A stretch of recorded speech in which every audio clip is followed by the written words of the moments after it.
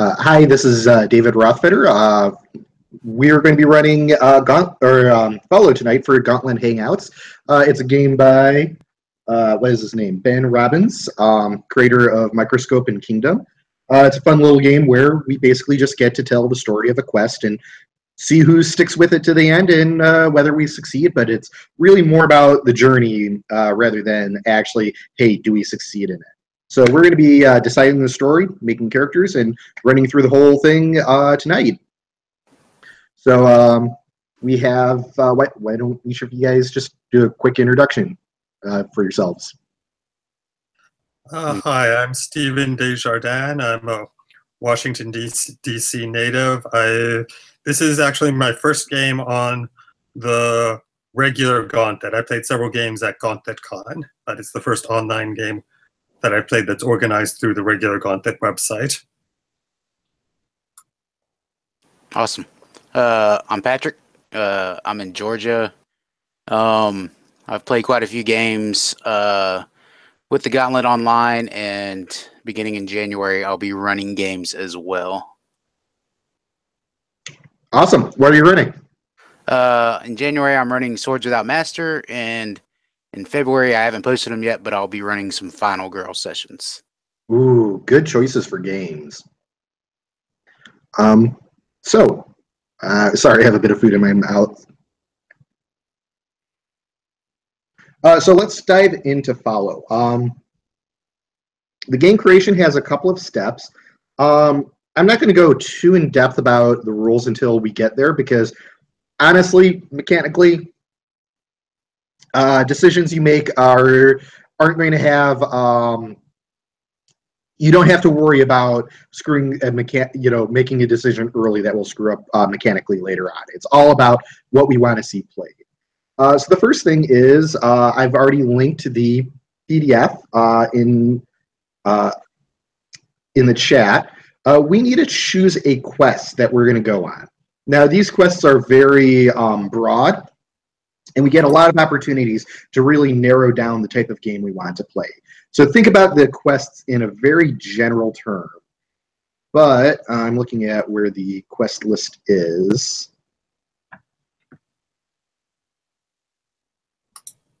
The order of the PDF is not the best necessarily. Here we go. So we have a list of options. We could play the bomb, where we're trying to build the weapon that ends the war. We could play the booty, which is to get the treasure and get away. We could play the breakthrough, which is change the world with our invention. We can play the candidate, which is get your candidate elected. The championship, win the big game. The colony, which is build a colony and make it flourish. The cure, which is cure the disease. The dragon, which is slay the beast that terrorizes the realm. The gods, make mortals worship us. The heist, get the loot and don't get caught. The movement, change society to embrace our belief. The posse, bring the outlaw back for trial. The raid, destroy the target. The rebellion, overthrow our oppressors. The show, put on a show the audience loves. The siege, hold our city against the attackers. The superhero, unite as a superhero team. Or the turf, win control of the territory. Don't assume things based on just the title. And if you want to see the full list, it is on page 40 on the PDF. Now, I've played the game twice before. I've played the posse and the colony. And I think the posse actually worked out a little bit better because it was a really much more of a concrete goal. We knew when setting up the scenes, hey, we're setting up to deal with this issue. We're really focused on the issue. And I personally think that played a little bit better. But really, we should pick the one that really stands out as what's going to be the most interesting for us.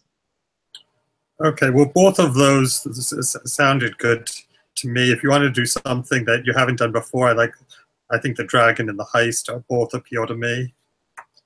So what do you think, Pat? The ones that jumped out to me were the raid and the heist as well. Okay. Now you notice that there is some room for overlap. Like the dragon might be very similar to the raid in a lot of ways. Like the big difference is if you set something very stationary that's alive, is that a dragon or is that a raid? You kind of choose the one that you want to do, and the game just takes care of the rest. So, but both of you are interested in the heist.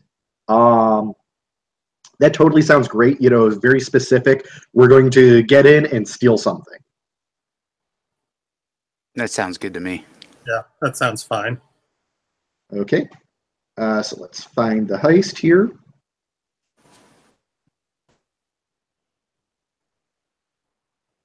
So now, what sort of setting do we want? Do we want to do something contemporary or right?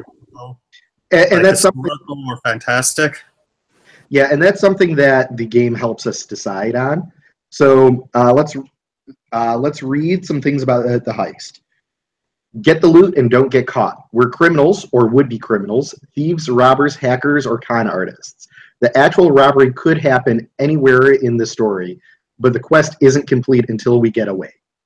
So we could start off the game where we've already completed the robbery, and the whole game's about trying to get away with it. You notice at the bottom, and this is very important, is they give you a list of examples of alternative settings.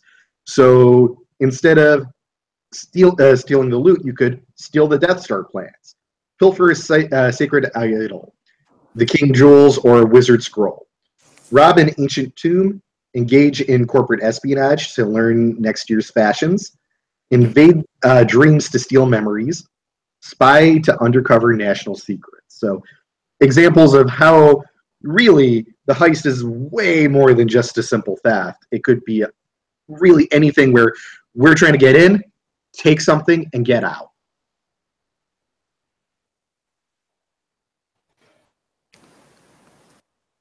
Yeah, I'm fine with any setting.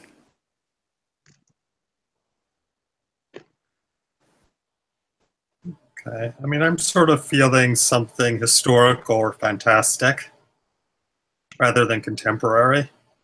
I like the idea of something historical. Maybe not Wild West because it's very predictable. No, I was thinking that more like the 20s or the 50s. Just something that's a little old-fashioned. We could rob Al Capone. That works for me. Yeah, maybe that's why the vault was empty when Geraldo went in there. Oh, I love it. I love it. Our goal is to rob Al Capone's vault before he gets arrested. So no one knows that we pulled it off. Awesome. If you guys are cool with that, I think that sounds like total fun. Yeah, that sounds good. Okay, so where was Al Capone's vault that they opened? Was that in Chicago? I believe it was. I mean, that's where I imagine it would be. I don't remember the whole details behind it. Yeah, I mean, I never watched that. Yeah, I remember. I was younger when it happened, and I just remember it was a big flop. Yeah, I don't remember much about it. We're going to be historically inaccurate, so I'm going to update the game tracker. So we're going to do the heist and setting.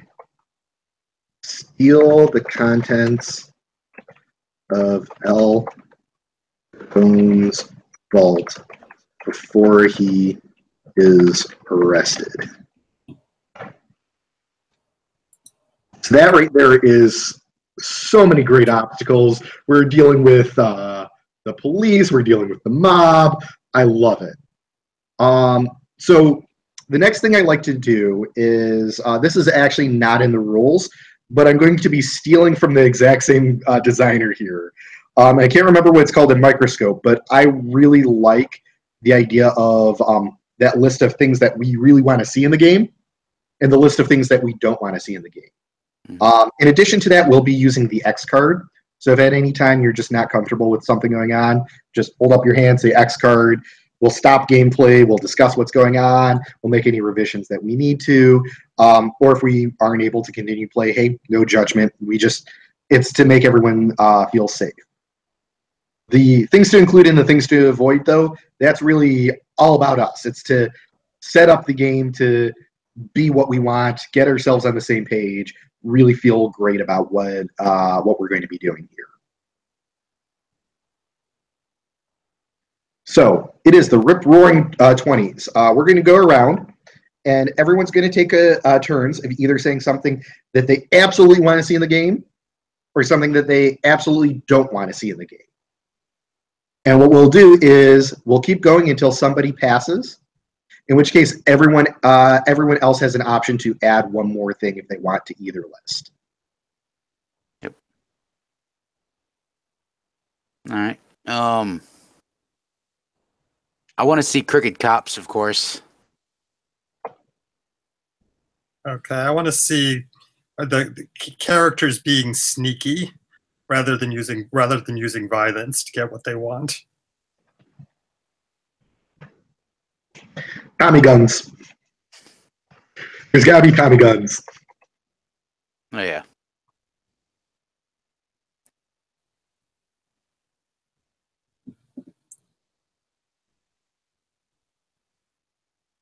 I'm trying to think of something like, because the setting, it's like almost like everything's included. 1920s mob. It seems like it's all in there. I can't think of anything off the top of my head I don't want.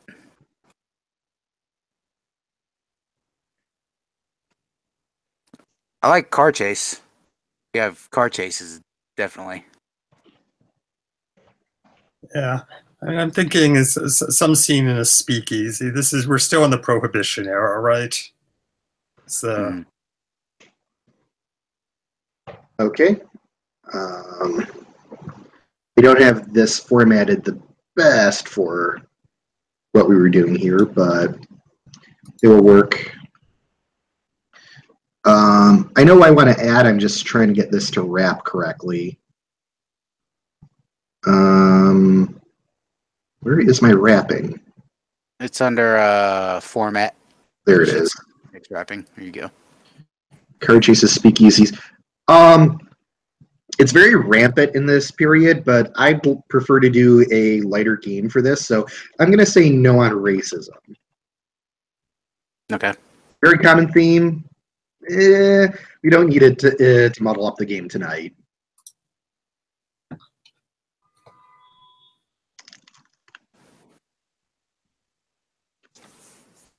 Yeah, I think I'll pass on my turn. I can't really think of anything else. Yeah, I would say no. Sorry.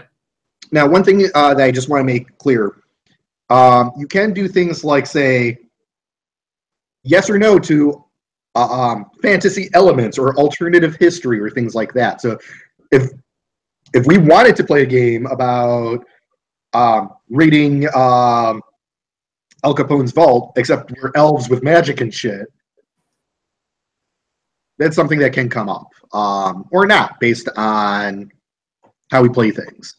Well, then I could say, I would want to keep it period specific. Okay. Period and genre specific. Okay, so... Yeah, I'm definitely on board with that. This feels like something that should be historically, not necessarily accurate, but it should feel historical rather than having fantastic elements in it. Totally, and that's why I wanted to bring it up to know, hey, look, are we going to be breaking what people know about the 20s, or are we going to be staying in line with it? And that's the whole reason for this tool is to calibrate. Right, and along with no racism, I'm going to add no sexism, because that's just not fun.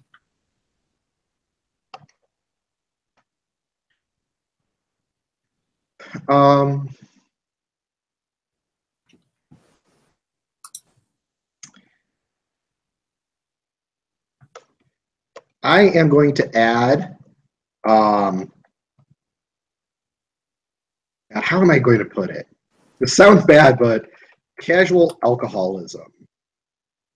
As in kind of like the madman, everyone's drinking, even like you're doing something important, and of course you've got like a glass of gin in your hand, like that sort of cool, like sort of thing that doesn't actually be like, oh man, this is actually destroying people's lives, because kind of like the going everywhere and everyone's drinking and everyone's smoking, even if it's illegal, sort of thing.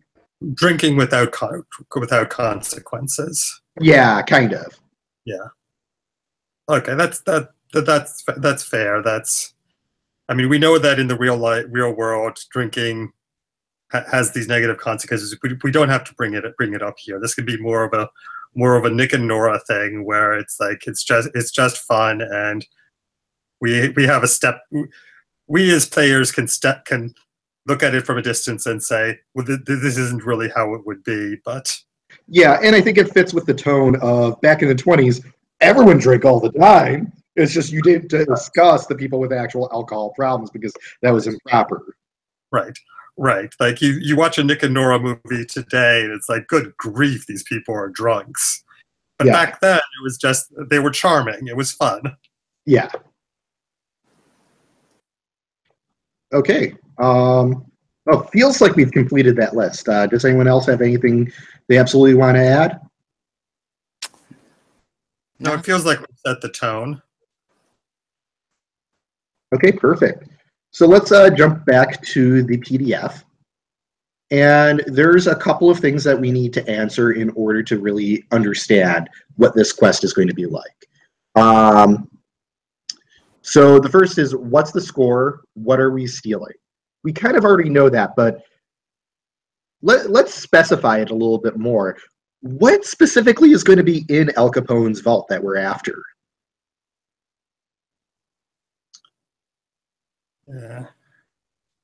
Yeah, I mean, I feel like maybe there should be one really specific item that we're after, and it should be something historical. It's like,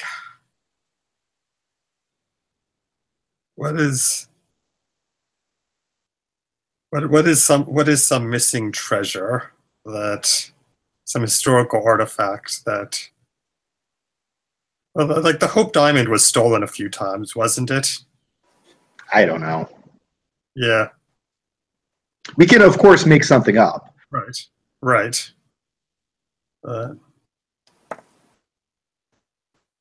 So, Stephen, you're not thinking of anything along the lines of monetary. You're thinking of something along the lines of cultural and historical importance. Right. Like something. There's something like there's probably like. Right. Some sort of unique item.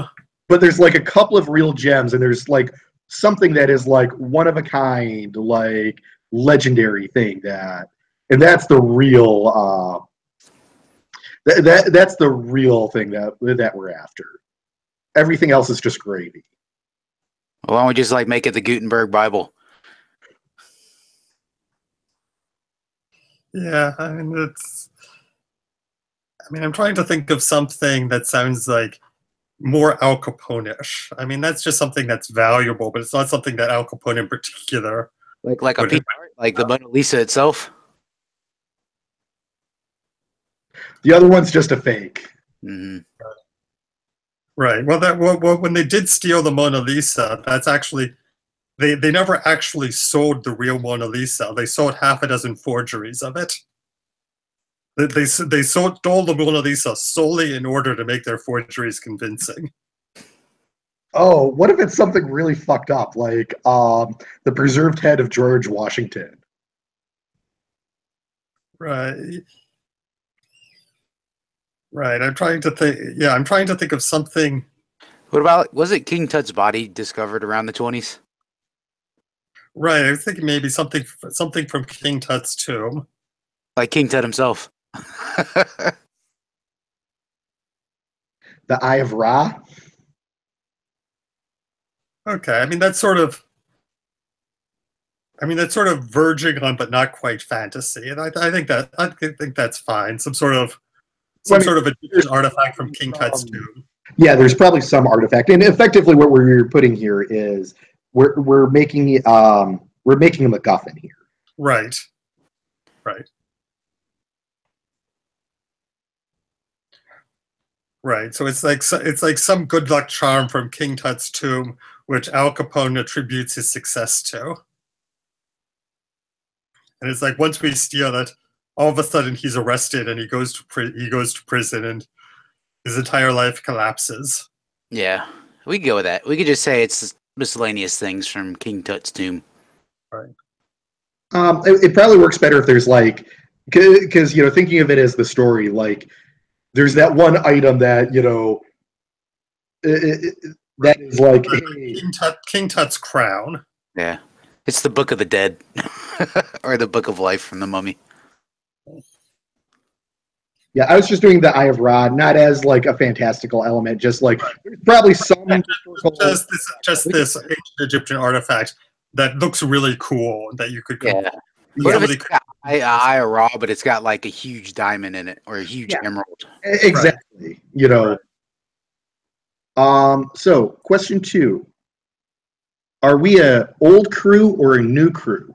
Are we experienced criminals or newbies lured by an opportunity?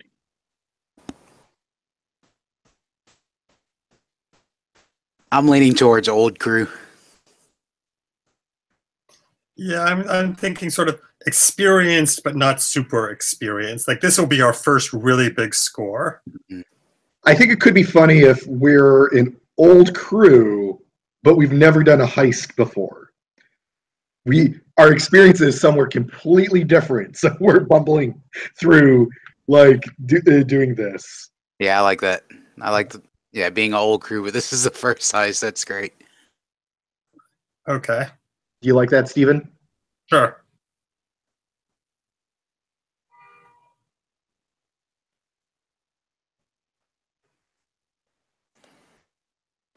Okay. So the next thing is there are 2 things that it's going to make our quest difficult. And there's a list of 6 things. So we're going to need to pick 2 of these that are going to be true. Now, other difficulties could arise, but these are things that we know are things that we're going to have to deal with.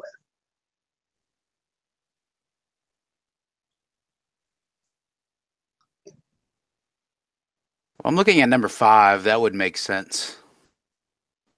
I mean, it is an Egyptian artifact. The other one that I think stands out is number 6. Right. Yeah, number 6 definitely stands out. I'm not so sure about number 5 because it feels like it feels like getting away with it is the big deal. Is the big deal to me. It's like actually fencing it doesn't seem like that big a part of the story. So something like it's well guarded, or we're inexperienced and don't know what we're doing, or we're already suspects. Those seem to have more dramatic possibilities to me. We could go with number 3 since David already touched on that. Right. We're sort of all experienced in our specialty, in our various specialties, but we aren't experienced at doing this kind of a job. Okay, that sounds good. Experienced, and we're stealing from vengeful people. Okay. So that is pretty much setting up the world. The next thing we need to do is create our characters. And most of this is going to be on this sheet as well. You'll notice that when it says make characters, there's a list of 12 different concepts. For right now, we're only going to be doing the main character. We'll get to the minor characters later. But we're each going to choose one of these concepts that we're going to play. Don't feel concerned if you don't have a full idea of who the character is yet. In fact, you probably shouldn't right off the bat. So yeah, choose one of the 12 that you think feels like something that you definitely want to play. So are we collaborating on one character? We're each making a main character right now. Okay, so each person is making a character? Mm-hmm. Okay. Right, and eventually we'll each make 2 characters. We've got a main character and a minor character that we also play. We'll get into the minor characters later. Right. minor characters you don't even have to think about right now. Right. Okay. I think the man on the inside speaks to me. That seems like something that could be the reason why we're doing this job in particular. Okay. Yep. If that speaks to you and you want to play the man on the inside, fantastic. I kind of want to. Oh, go ahead, Steven.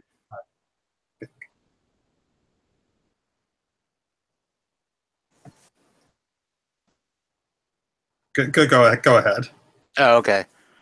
I was thinking unlucky criminal for some reason. Oh, this is going to be fun.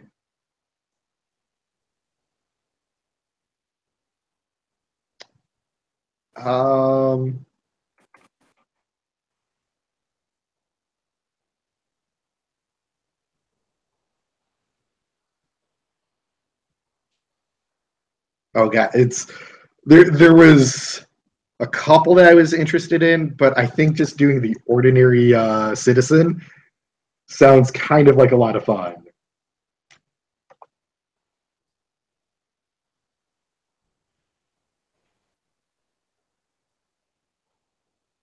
If I can spell it correctly.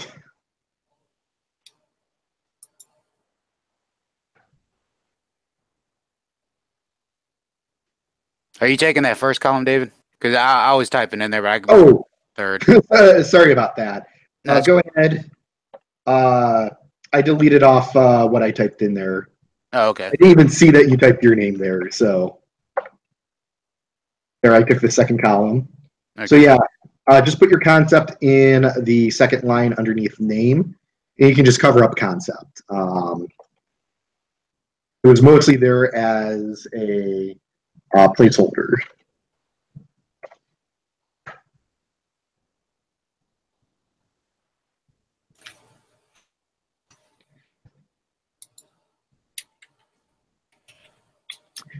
And you can fill out your name at any time when you feel like you have a name that sounds correct to you. So the next thing, though, we need to do is there's 6 reasons why our main character might be going on this quest. If you have something that doesn't quite fit, feel free to use that. But to be honest, chances are you can find one of these 6 that fit.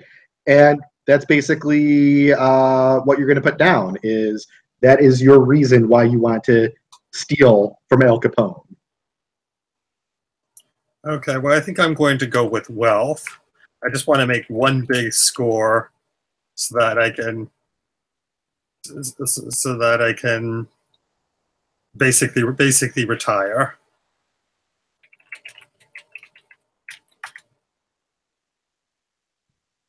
Are we putting it in the box underneath or in the box, the actual box? The box underneath. I was making sure we were leaving a bit more room for that. Well, if you're into fame, I think I want to be in revenge. Because fuck Al Capone.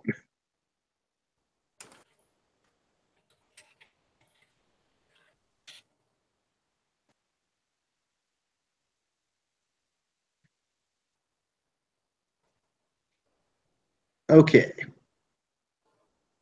So the next thing is we're going to want something from the character to our left. Patrick, we're just going to go in the character sheet, and Patrick will just have you wrap to Steven. So what we're going to do is they have 6 suggestions on the list. This is one where you're more likely to want to break away from the 6 suggestions, but the 6 suggestions generally are pretty good. What we're going to do is we're going to take turns, and we're going to say, person to the left, I am looking for this from you. And then they tell you why they're not giving it to you. Okay.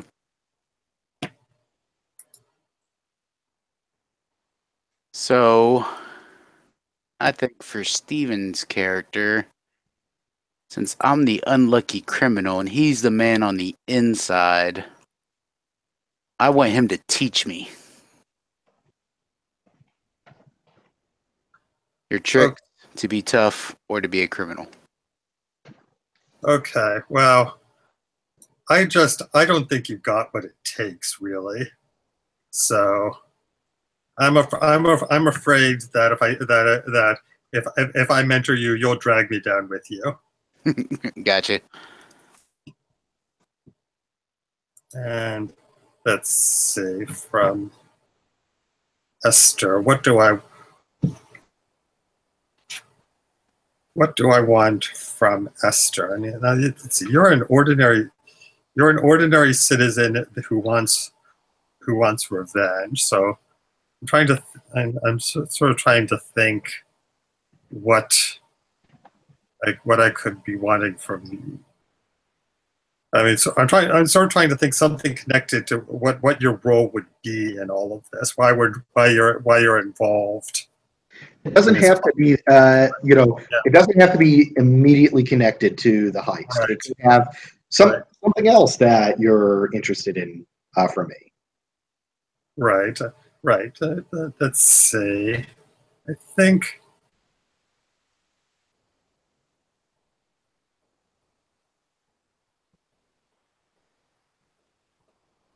Okay.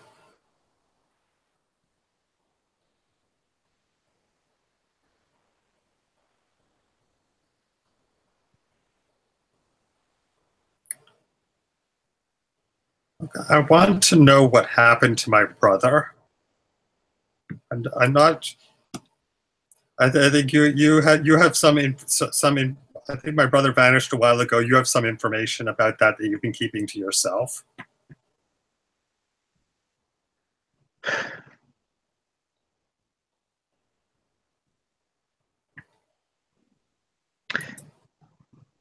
And it's too horrible to talk about.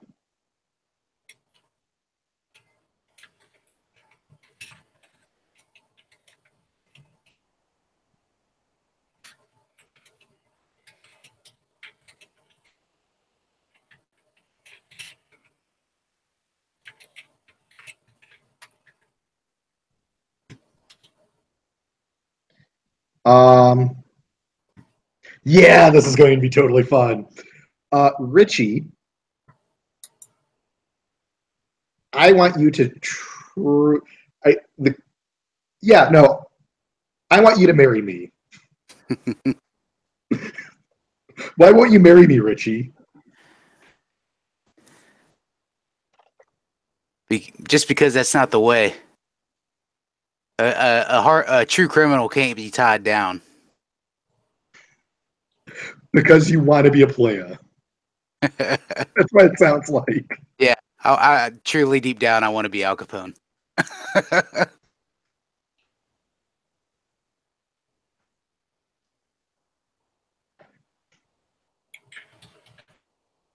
Okay, so that was me. That was main characters. Pretty simple. Somehow minor characters are more simple. They're just a name and a concept. Now, they are a little bit trickier in coming up with. Essentially, when you make your minor character, do not make a minor character that is going to want to communicate with your major character. Only make minor characters that are going to be interesting to interact with the other main characters. Maybe the other minor characters, but really you want to make characters that are interesting for the other main characters.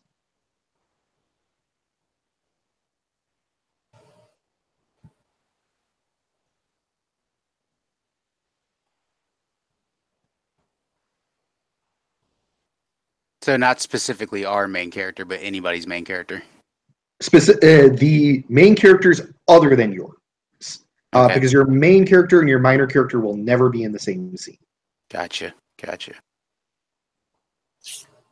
I was thinking the dirty cop. Okay. I'd love to see the dirty cop try to give you guys a shakedown.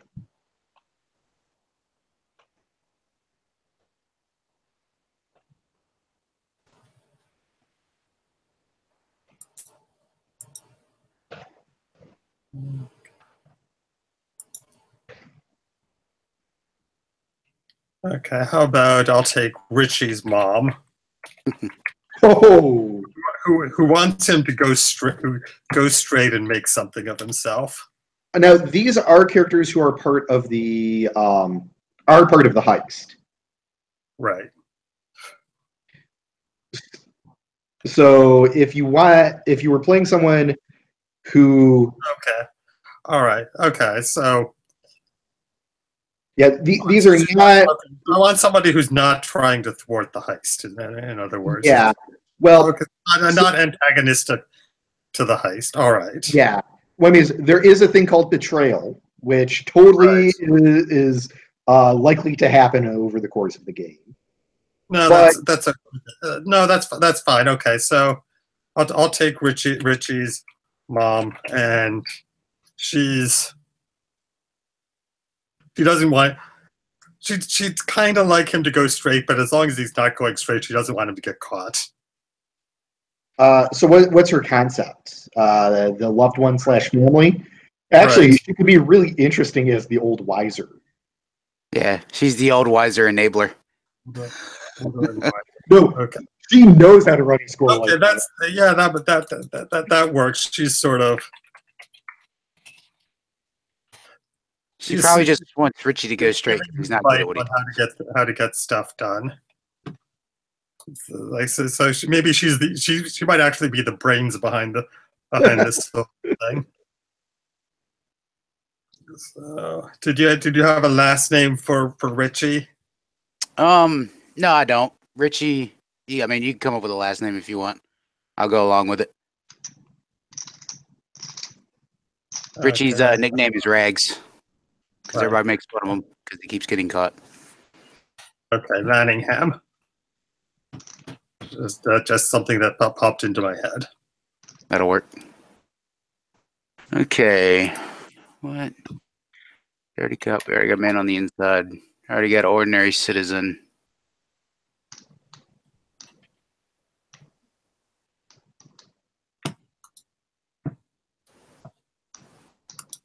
I like to have a natural in here.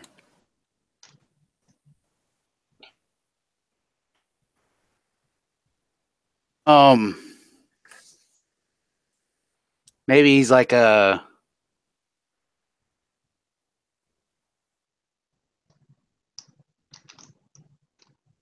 Yeah, maybe he's like well known. Like he's one of those mob guys that like everybody in the neighborhood knows, but he's like good for the community as well.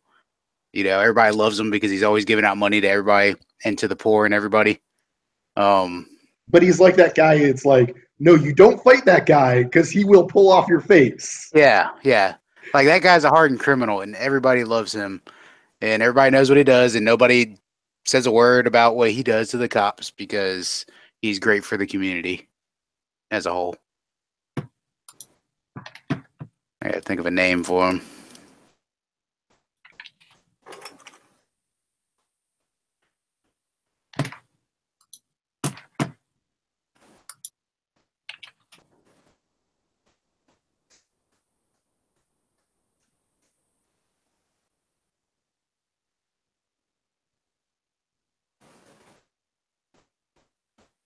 Let's go with Tony Rollo. That's his name. Okay, perfect. So now we're going to be ready to jump in and start playing. I'll go over to basically how the rules and it works, but it's going to be pretty straightforward. It's just what I'd like to do is do a brief bio break in case anyone needs it. Take care of what you need to, because I think the goal is to just once we start, run through the whole game. Okay. Awesome. Okay. So let's meet back in 3 to 4 minutes. That'll work. Cool.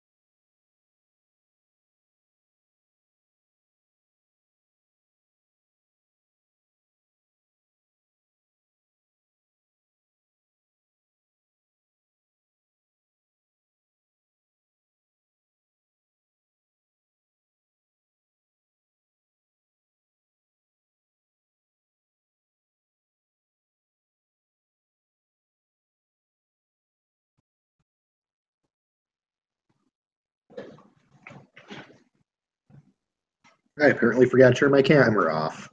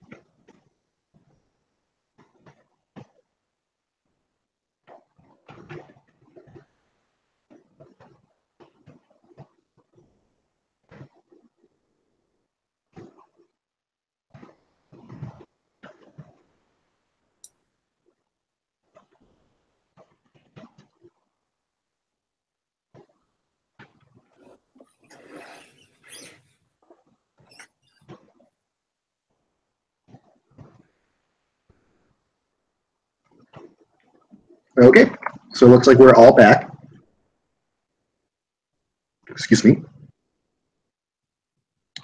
So, okay, there's one thing that I'm still trying to look for, so I have it for reference. Steve, do you know where it talks about where the different challenges are? Table of contents could help.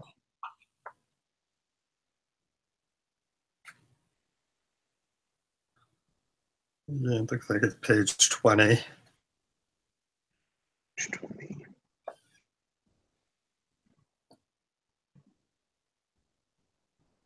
It says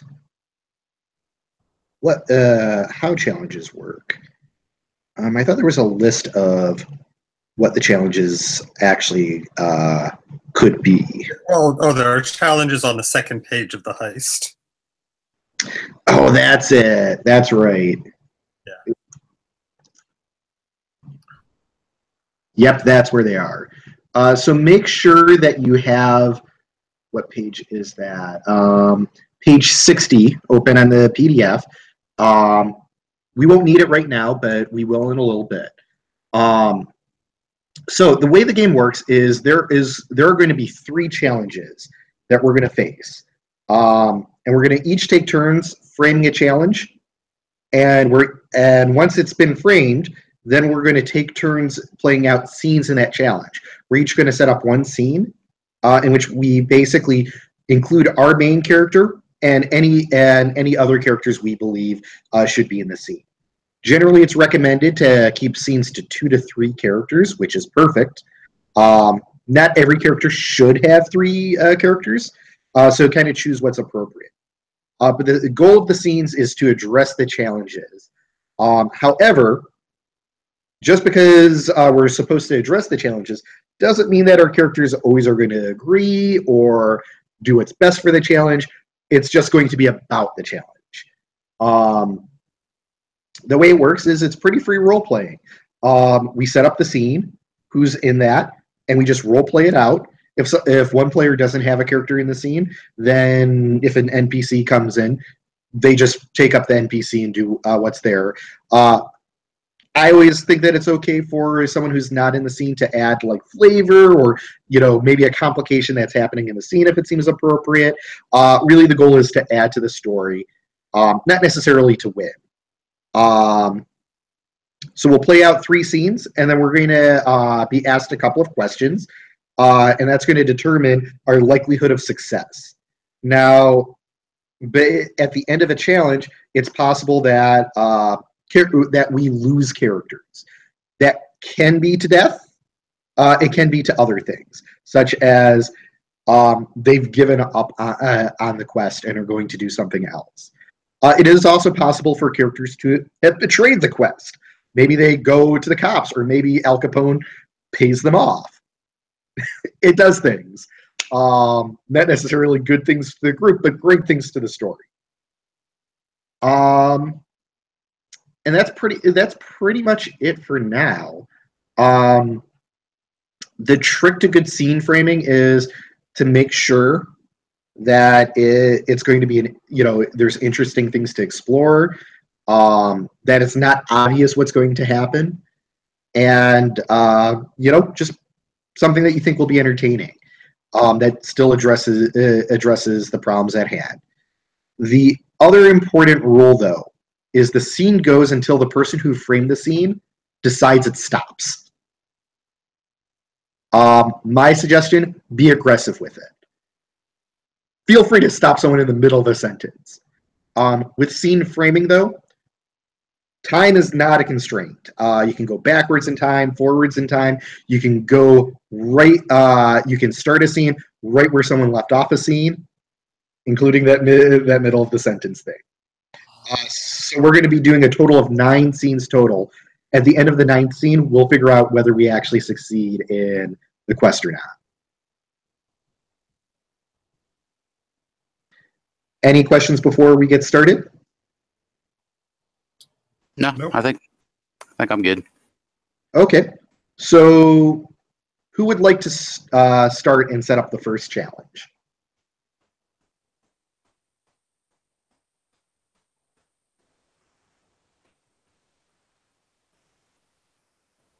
Okay, I'll set up the first challenge. We want to make a copy of the Eye of Ra and the other artifacts that we're stealing, so that nobody knows we were even in there. So remember, you choose a challenge off the list, and then the scenes are going to address the specifics.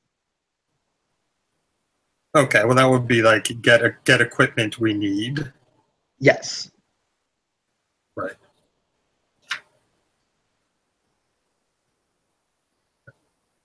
So, I mean, and I guess it doesn't have to be the same piece of equipment for each scene. So one scene could be about getting the Eye of Ra, and another scene could be about, like, getting some explosives to blow the vault door or something. Yeah, exactly. Right. Okay. So as the person who frames the first challenge, you get to decide the order in which we frame the scenes. As long as everyone gets a chance to frame a scene, you get to decide whichever order you want. All right. I'll let you go first, and I'll go second, and Pat can go third. Okay.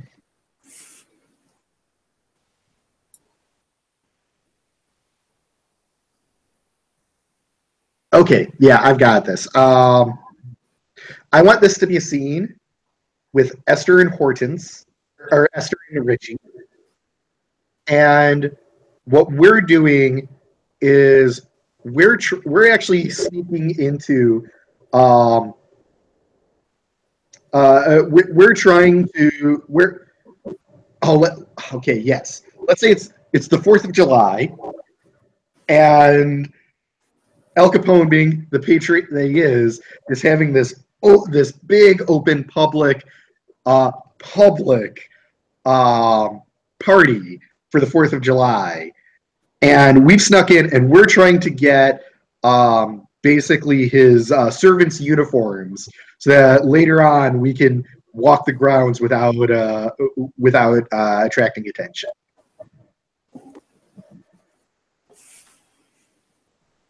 So it's going to be Esther and Richie, and then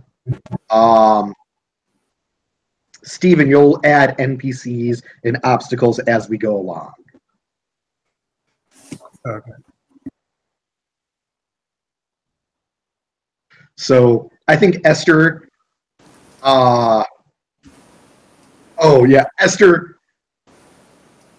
Esther's wearing a white sundress. Yeah, and Richie's in his nicest pinstripe suit. And it's totally prohibition. So of course we're drinking Manhattans. Right. And I imagine we're kind of like in this central plaza of the hotel. And we know the vault's up under this hotel, but it was your idea to get to the servants' uniforms so that we could look like we're part of the staff. Yeah, and I think we're having like a subtle argument. Like I'm telling you um, that we should get a bellhop uniform for you, and you're like, I don't want to wear that. No, no, no, no. I'm not wearing no bellhop uniform. I'm not wearing no. I'm no bellhop. I'm better than that. Give Nobody's me. questioned the bellhop. I want to be a bellhop. People be asking me questions, stupid questions. If I'm just trying to sneak in, people be stopping me, asking me directions to the, to the park and stuff. They don't need to know all that. So you just make up instructions, and if they don't get there, who fucking cares? I'm not good at acting. Hey, shh, keep it down, keep it down. I'm eyeing him like 30 feet away is Al Capone. Yeah, so Al Capone looks over, he spots Richie, and he comes walking over. Hey, Richie, Rags, how you doing? This your girl? What a pretty girl. You are some nice dame, let me tell you. You are Esther, a pretty guy, Richie. Esther, this is Mr. Capone. Say hi. Reaches out, giving him an icy glare. Charmed. He bends, Mr. Capone, thank you for the party. He kisses your hand. It's straightens up. He gives you a wink. Maybe see you later, huh? And he wanders off. I clear my throat loudly. I wipe off the. I don't want to get syphilis. That's just a rumor. I don't know if Mr. Capone has syphilis. Yeah, syphilis. I'm sure he does. You didn't hear that from me. So yeah, do you think we could make our way back to perhaps the housekeeping? Maybe they keep some the uniforms back in there.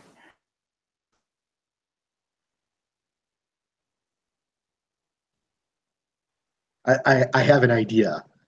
I kind of lean forward and stumble and get you to spill your drink on me. I'm like, what have you done? And I'm like kind of starting to sway. And I just cracking up laughing. No, my dress, it's going to stain. I'm looking around. I'm like, it's okay, everybody. It's okay, everybody. I can't take her anywhere. I drink on your suit. What the heck? Do you realize how much I paid for this suit? You were laughing at me. It was an accident. It was your own accident. It was an accident. Don't take that tone with me. Somebody, where can I go to get this cleaned up? I need to get this off before it stains. I'm like asking around to like all the waiters and stuff that are walking around. Hey, Tony, take care of these people. Al cries out, and when one of his lieutenants comes over and says, "Hey, we got some empty rooms. You can change, no problem. Send stuff out to send stuff out to the cleaners. Not a problem. Not a problem. We can take care of you." Well, where can I get some rags to dry it off first? Okay, get you some towels. Not a problem. He flags down one of the waiters. Give these guys some towels. I motioned that. Wait. Oh, good. So we follow the person there to I'm guessing the back where they have things, and I think I'm going to say, so we're interested in a little bit more than just towels. I pull out a couple $100 bills. I'd like to purchase a couple of uniforms on the lowdown. What is this? Like for some kind of some kind of costume party? He likes to play dress up. Gotcha. That is smile. We want in a room too, I'm guessing then. Yeah, we'll take a room as well. Not a problem. And so he takes the money, tucks it away. He gets you. He gets you a couple of uniforms. It's like, and Do you think? I'm You think we thinking get a spare? little tight around the breast area, but that's okay, right? Oh yeah, it's perfect. Do you think we can get a spare for him? Might get a little stained. Okay, yeah, not a problem. I mean, we got a laundry in this hotel. Anything you mess up, we can clean it up. No, not a problem. Cut. Excellent.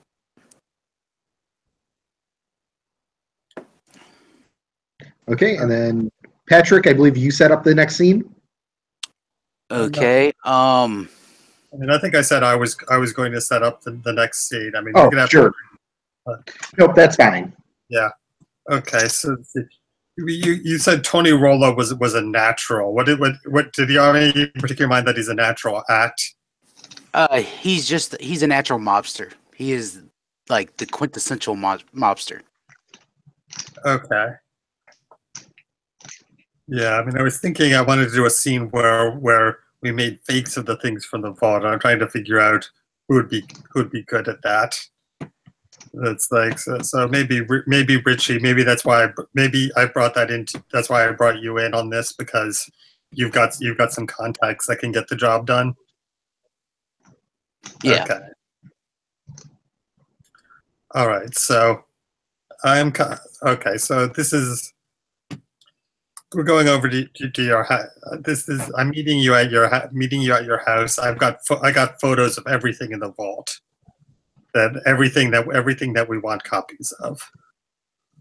And like I've got notes of what they're made of, and I'm showing all this to you. It's like you think you can get this stuff copied? Yeah. Yeah, my guy Bill down the street. He's a watchmaker by trade, but man can make anything. Yeah, it's got to look real. I mean, it doesn't have to be solid gold or anything, but it's got to look like solid gold. Look, this guy Bill, you want a Rolex but don't want to pay for a Rolex? You get my drift? Yeah. Where's the scene taking place? Taking place over at Richie's house.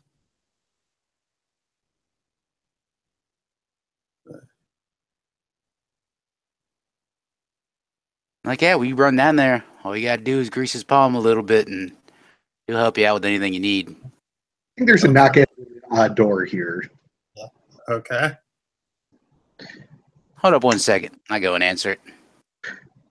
Yeah, I think there needs to be a bit more attention in the scene, so I'm going to bring in Officer Fitzpatrick here. Hey, officer. Oh, Richie boy. Richie boy. What can I do you for? Well, heard you were making a bit of a scene yesterday at the hotel. And, well, ain't so bright making a scene at Al Capone's place. So I figure, being an officer of the law, before you get yourself into too much trouble,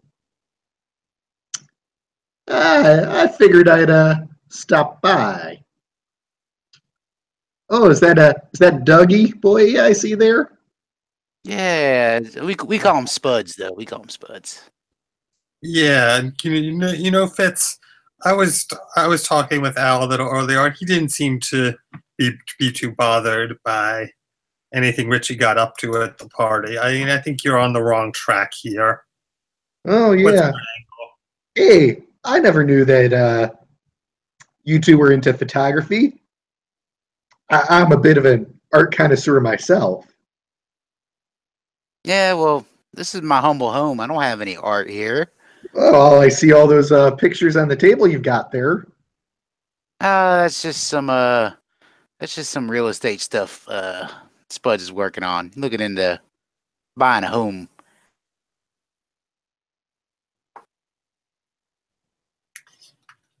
Yeah, I've really been into. I'm really into self-improvement. Fitz.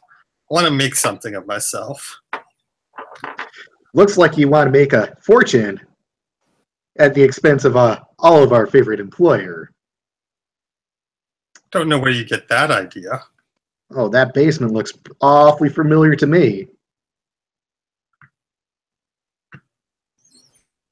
Look, officer, I was just about to run Spuds down to Bill's. He's looking to get a custom piece.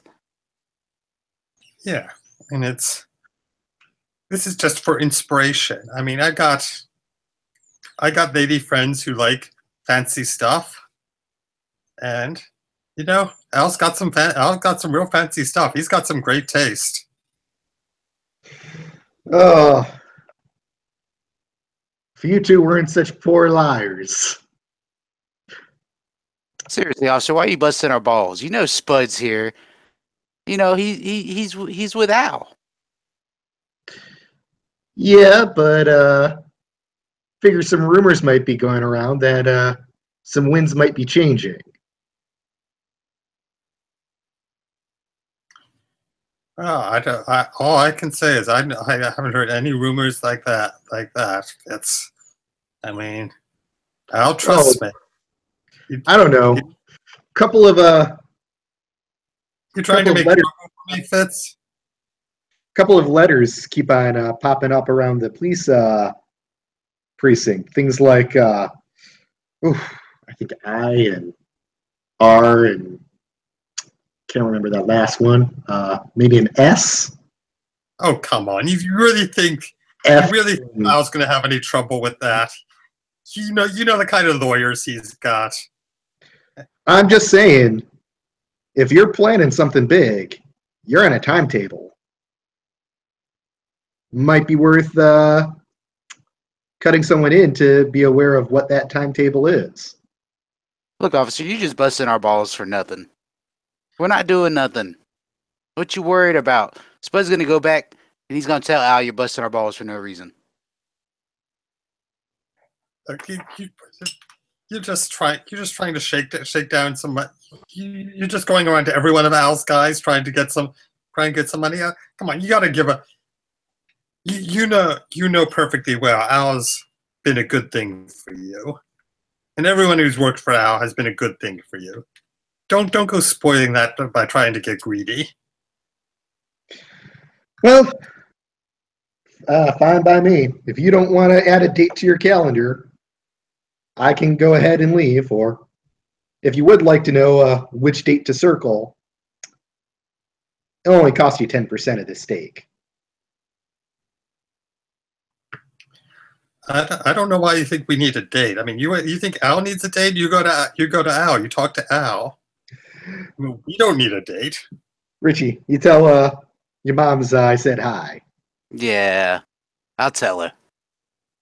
Yeah, I know how much Richie's mom just loves you, Fitz. And I slam the door in his face.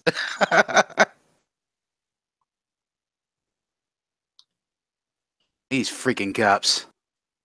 Yeah, it's like, but how did he hear something? You've been talking, Richie? No, I haven't said nothing, man. Nothing. Looks like, I mean, somebody's been leaking. I mean, it's I got to admit, I'm kind of worried, but we've gone too far. We've gone too far now. We're just gonna have to rush the job and get it done before Al hears anything, and Look, then man, through the silk. Look, you're with Al. You're one of his top guys. I'm here with you. I follow your lead. You say go, and I go. Right. Okay. Well, let's get this thing made. Let's get this done fast as we can. And for God's sake, don't talk to anybody about this. You got it? Okay. It's the scene. Cool. Okay, so I need to frame a scene.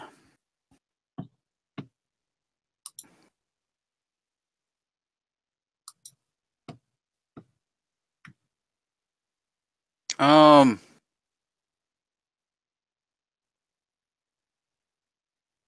Yeah, yeah. This will be an interesting one. So this scene is gonna be between uh Esther. Esther's gonna have to be in the scene, and Richie's mom Myrtle. So um Esther knows that Richie's mom has been around the mob for a long time, and she knows that we're gonna have to pick up some explosives to get up in this vault. So this is twofold. She's wanting to ask Richie's mom about Richie possibly popping the question and getting some explosives to pop that vault. And this takes place. We'll say this takes place at at lunchtime at a kind of like an outdoor cafe type thing.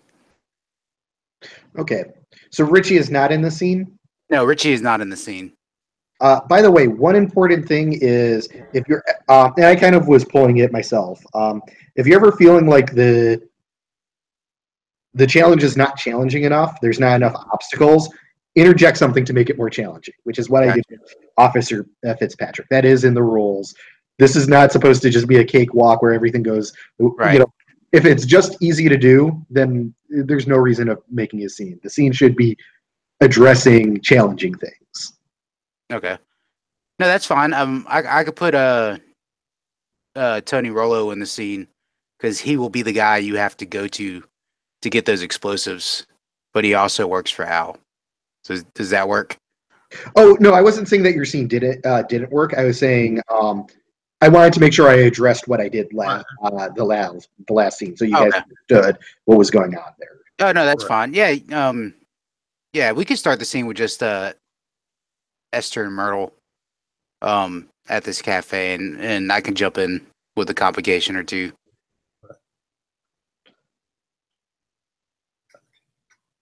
Okay, so we're at the cafe. We're at the cafe. We're having lunch. You're looking good, Esther. Oh, you know you're a nice girl. Oh, I try to be. Oh, thank you so much for joining me. You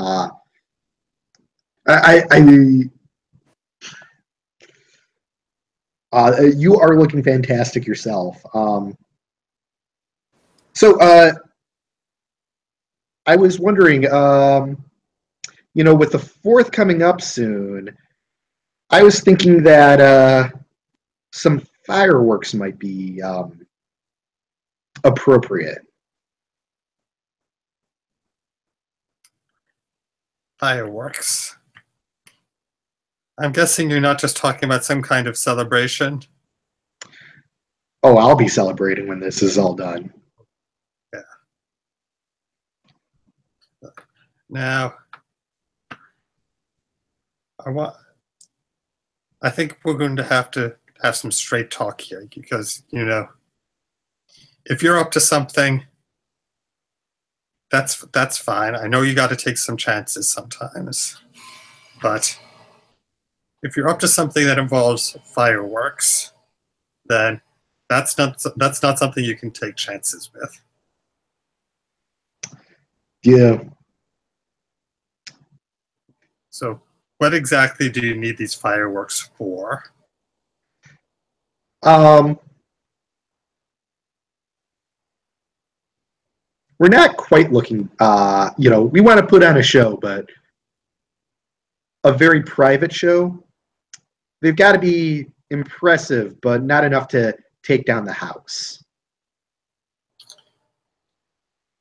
So something that would open doors for you and Richie? Is that what we're talking about? Yeah, so something that will impress the right people to open some doors. Some very, very big and thick doors. I see. Is this like...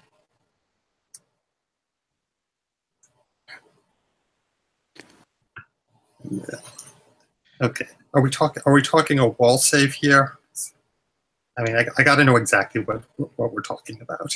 So as you say that, the waiter kind of puts, a glass of water down at the table, and you see him walk around to the other side of the bar and pick up the phone. He's looking at both of you, but he picks up the phone.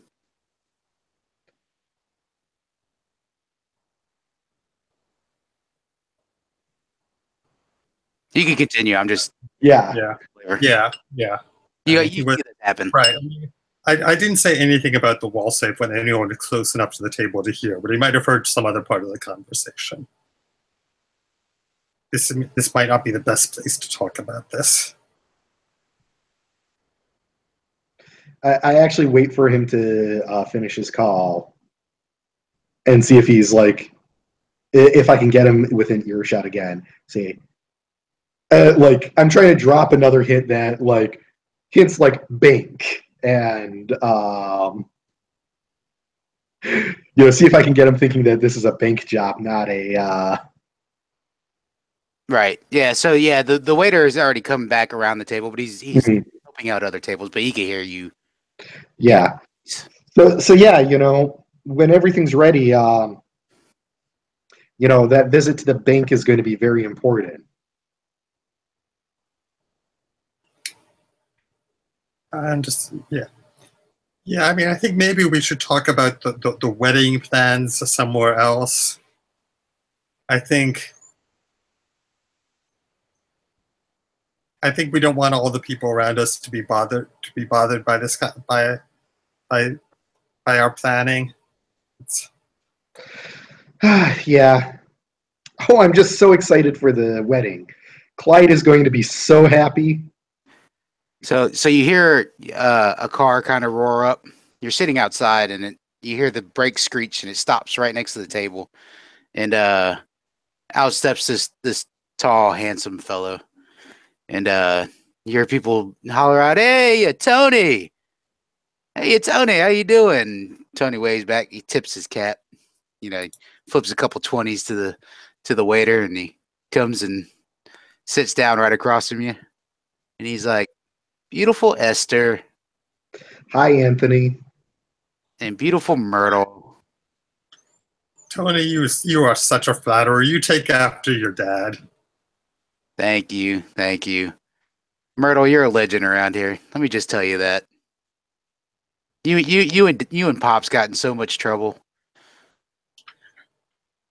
Yeah, but we always had fun. Oh yes, I agree. So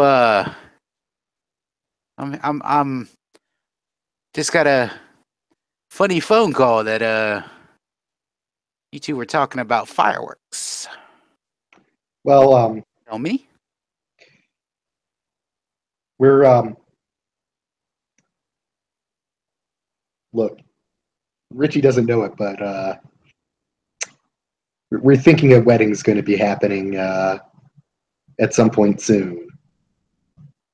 Yes, and Tony, I was thinking you might be able to help with that because Richie had this one job he was thinking of thinking of doing a little bit of freelance work to raise money. I think you could give him some useful advice for old time's sake.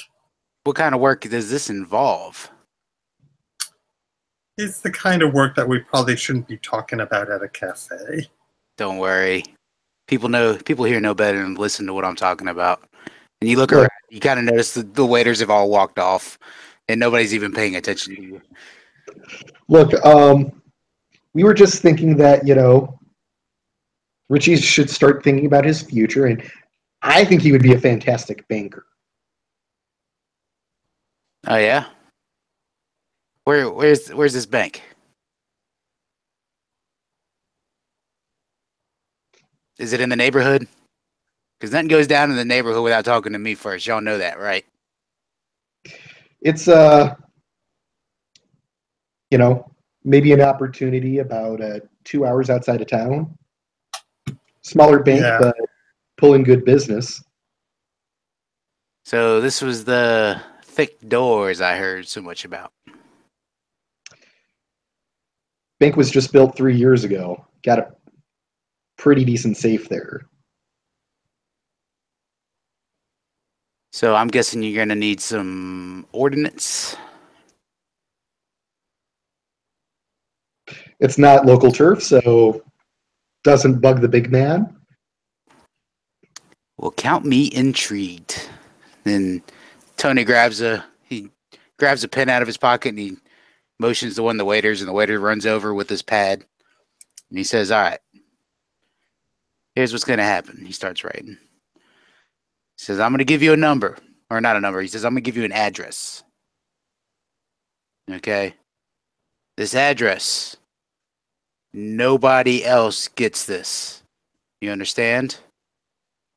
And he goes to hand it over to you, and you grab it, but he holds on to it.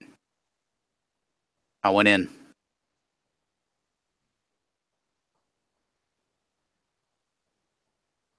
Look, this is for Richie as much as it is for future. If he does this thinking that, if he does this with a bunch of wise guys who know what they're doing, he's not going to feel like he pulled it off himself, and he's going to try to go bigger and bigger. You know it as well as I. Richie can't do this on his own. Richie can't do anything on his own. We got Spuds on it.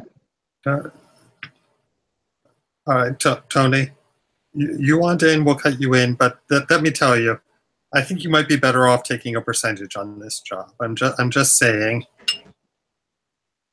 There could be some heat on this one.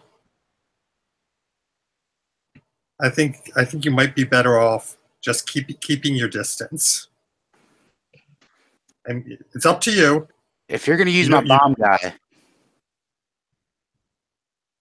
I'm going to want 20% and indemnity if y'all go down for this. And you know better than anybody, Myrtle, than to turn on my family. I'm not going to turn on you. I'm just saying there are some elements of chance in this, and We ain't rats. percentage play might be the safer way for you to go on this. That's all I'm saying. Nobody's going to turn on you. We ain't rats. But 7. Look, Starts pulling the note back. Don't. We aren't going to insult Tony with 7%. I'm saying 12%. That's a fair offer, Tony. Just for the explosives. Or you're going all the way. We'll give you your 20. Y'all gonna look awfully funny beating on that bank vault with a bunch of hammers. Tell you what. Give me 2 more points at 14%. And y'all got your bomb. 14. He slams the note down on the table. Stands up. Esther, it's the first time I've done business with you. It's been a pleasure. Myrtle, it's always a pleasure. And buttons up his coat and turns around, walks back. Guy's holding the door open in the car. He steps in. That's scene. Oh, if we accepted 20, you would have thought we were chumps.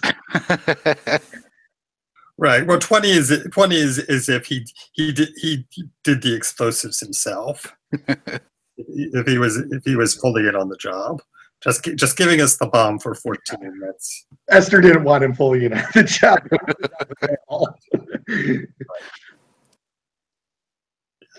Okay, so the next part is, because we've all had a scene, is we decide how things went.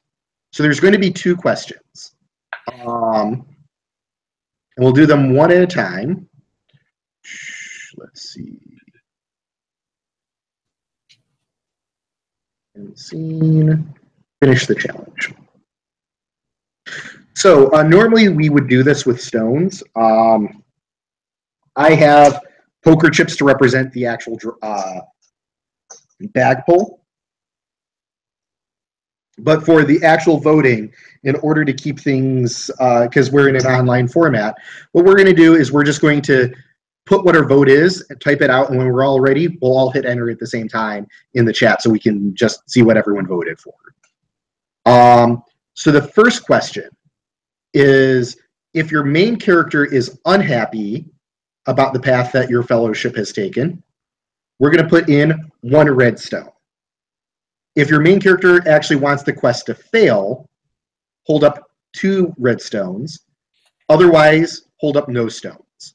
So you're just going to type out no stones, 1 red, 2 red. Whichever one you vote for. Okay, so 1 if they're happy where they're at, 2 if they're hoping it fails, and then no stones if 1 if they're unhappy.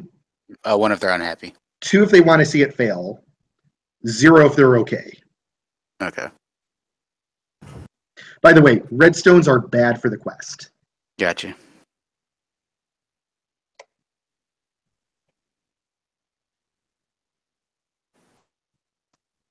So do we wait to hit enter or just... Okay, I'm ready. I'm ready. I'm ready. Okay, everyone hit enter. So, looks like we're not adding any red stones. Oh, one thing I forgot. There is an initial 1 white and 1 red that go into the bag. What? The second question is a question about the players, not the characters. As a player, do you think that the Fellowship has done what is necessary to succeed at the challenge? Hold out, so you're going to type a white if yes, or red if no. Okay, ready. Have we done what is necessary for it?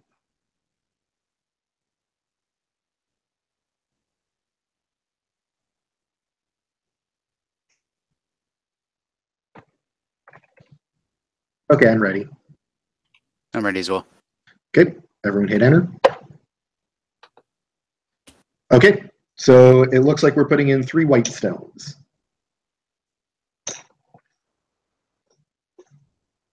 Sorry, I was the one who typed it in wrong. So now we draw 2 stones, and the order matters. But chances are this is going to be pretty good. So the first one is a white stone. And the second one's a white stone.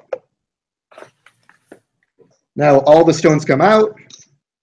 Is that all of them? Yes, it is. So it says that if, that's the final draw.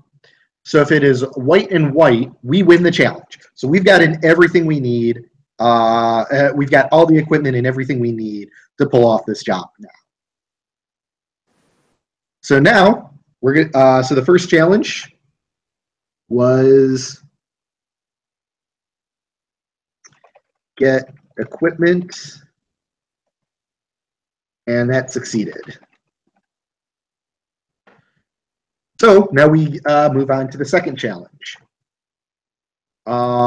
Patrick, would you like to frame the second challenge, or should I?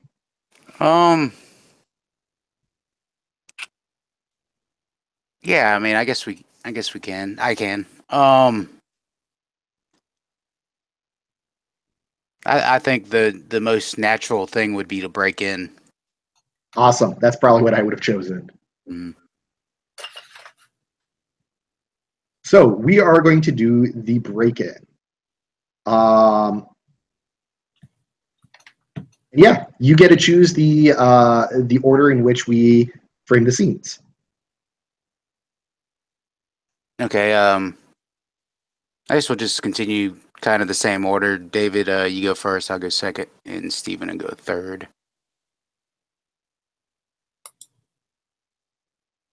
Okay. So David, you went first last round. Yeah. So yeah, I'll go first. You go second, then Steven go third. Okay. That'll work.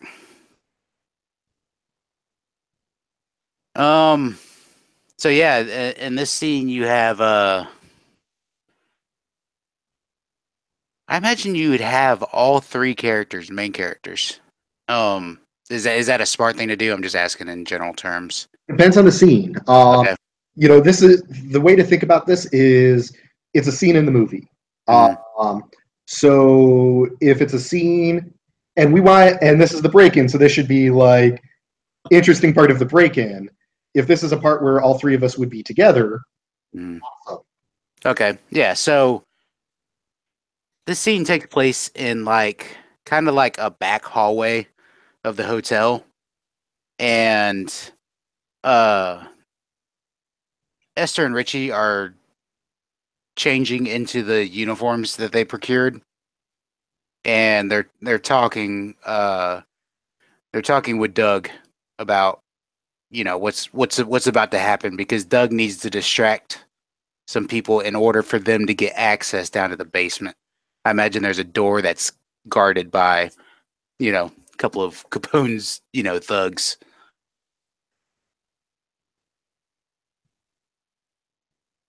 And yeah, I mean, I don't know what kind of challenge. I guess because there's not an extra player to play to throw in complications. Things in for ourselves. Okay. This game does kind of break the Sege principle sometimes. So, but it's a much more of a narrative game than it is a mechanical game. So it kind of works in that regard. Okay.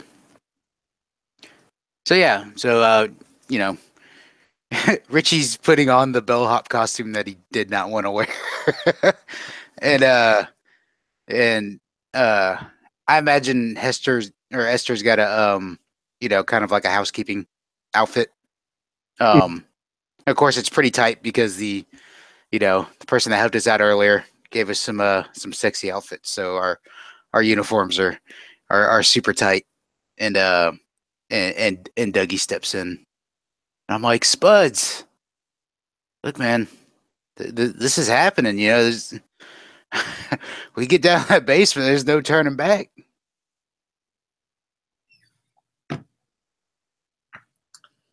That's right.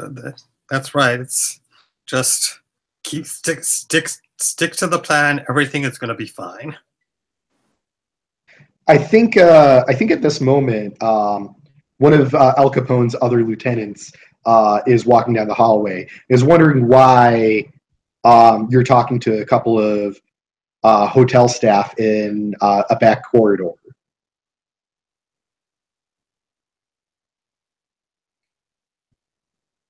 Hey, Jack.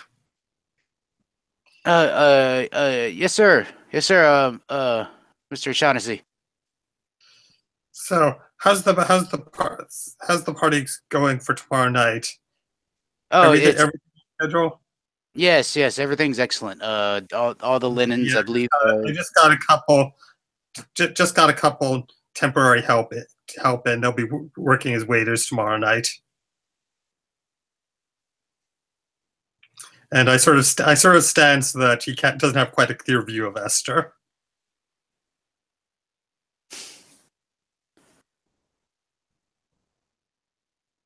I give him a little.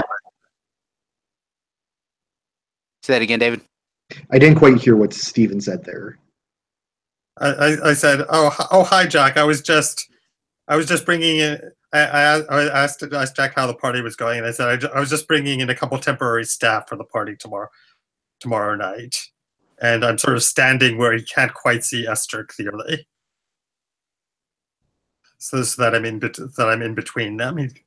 Yeah, I think this is this is totally a guy who always loves to mac on the female staff. So he's like, ooh, a new waitress, huh? Or a new housekeeper, huh? Let me have a good look at her. And I stand, I kind of step in front of Esther and I reach out my hand and I'm like, thank you, sir, for this opportunity of giving us a job. Times are tough out there, and I really appreciate it.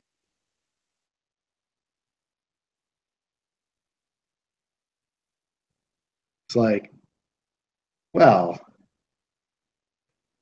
good old Spuds here always has a sharp eye, but You really want to get good with the boss man.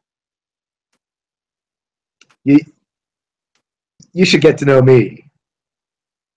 Come on, cutie. Let me see. Let me have a good look at you. By the way, if I'm crossing the line on sexism, please let me know. But this guy's just being a horn dog and like trying to check out to see if he's interested in hitting on Esther. Hands to yourself. Hands to yourself, Jack. I know this girl's mom. I told her I'd keep her. Told her I'd take care of her.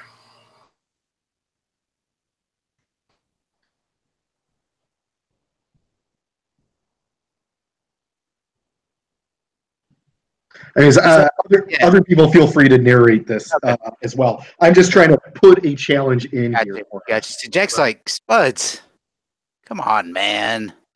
What's her mama got to do with any of this? Look, Jack. You don't gotta hassle every day who comes into this joint. It's her mom is going to ask me how her first day went. I want to be able to tell her that everyone is a gentleman. That's all. Okay. Yeah, Jack puts his hand on Esther's shoulder. Like, I'll give her a great first day, Spuds. I think Esther goes and like reaches down his thigh and it's like, well, who said that I'm a lady? And like rubs up and like grabs the crotch a little bit, but while she's doing that, oh, Esther's a pickpocket. She's stealing his wallet. It's like, on second thought, I'm not into little men. What'd you say?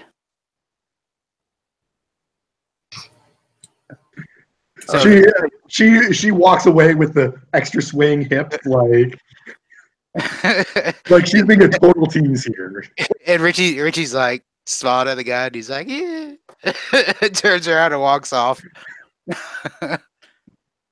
Jax grabs Spuds by the collar. What is this shit, Spuds? You bring people in here like this? Come on, Jack. That was funny. Gotta admit that was funny. This is bullshit, Spuds. This is bullshit. It was funny. Come on, calm down. You aren't gonna let her get your goat like that, are you? She can handle. Just because a girl can handle herself. He throws, he kind of let's go, Spuds. He's like, I get any woman here I want. And sure you can, Jack. Sure you can. Look, I don't trust you, Spuds. I don't trust you one bit. I'm gonna keep my eye on you.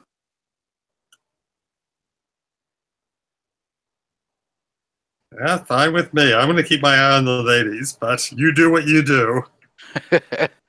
So I'm gonna call a scene there, with the possible essence of Jack still hanging around. I like how you call him the essence of Jack, because that just makes him sound so much sleazier. Yeah, the essence of Jack. Okay. Oh yeah. So I say that the scene is I think it's the three main characters again. And we just blew the safe. Except we did not describe the right size of vault to Tony. So he made the explosion too big.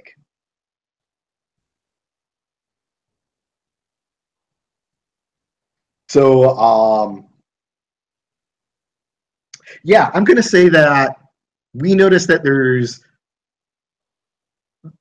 Yes, I think that it is... there was a rumbling in the building, which was definitely odd, and no one knows exactly what that is. But the more pressing thing is things did not... There's structural damage, and we don't know if something's going to collapse. Okay. Are we still, down in the basement, or are we Yeah, we blew the safe. We're down in the basement. We blew the safe. We're now trying to get the stuff and get out as quickly as possible before this caves in and before someone starts asking questions and checks out the basement. Okay. And there's a lot, yeah. And I think the other issue is there's a lot of stuff to move because this is not a small safe. Jesus Christ, Esther, how much did you use? I don't know how to make a bomb. We got it from somebody. How many sticks was it?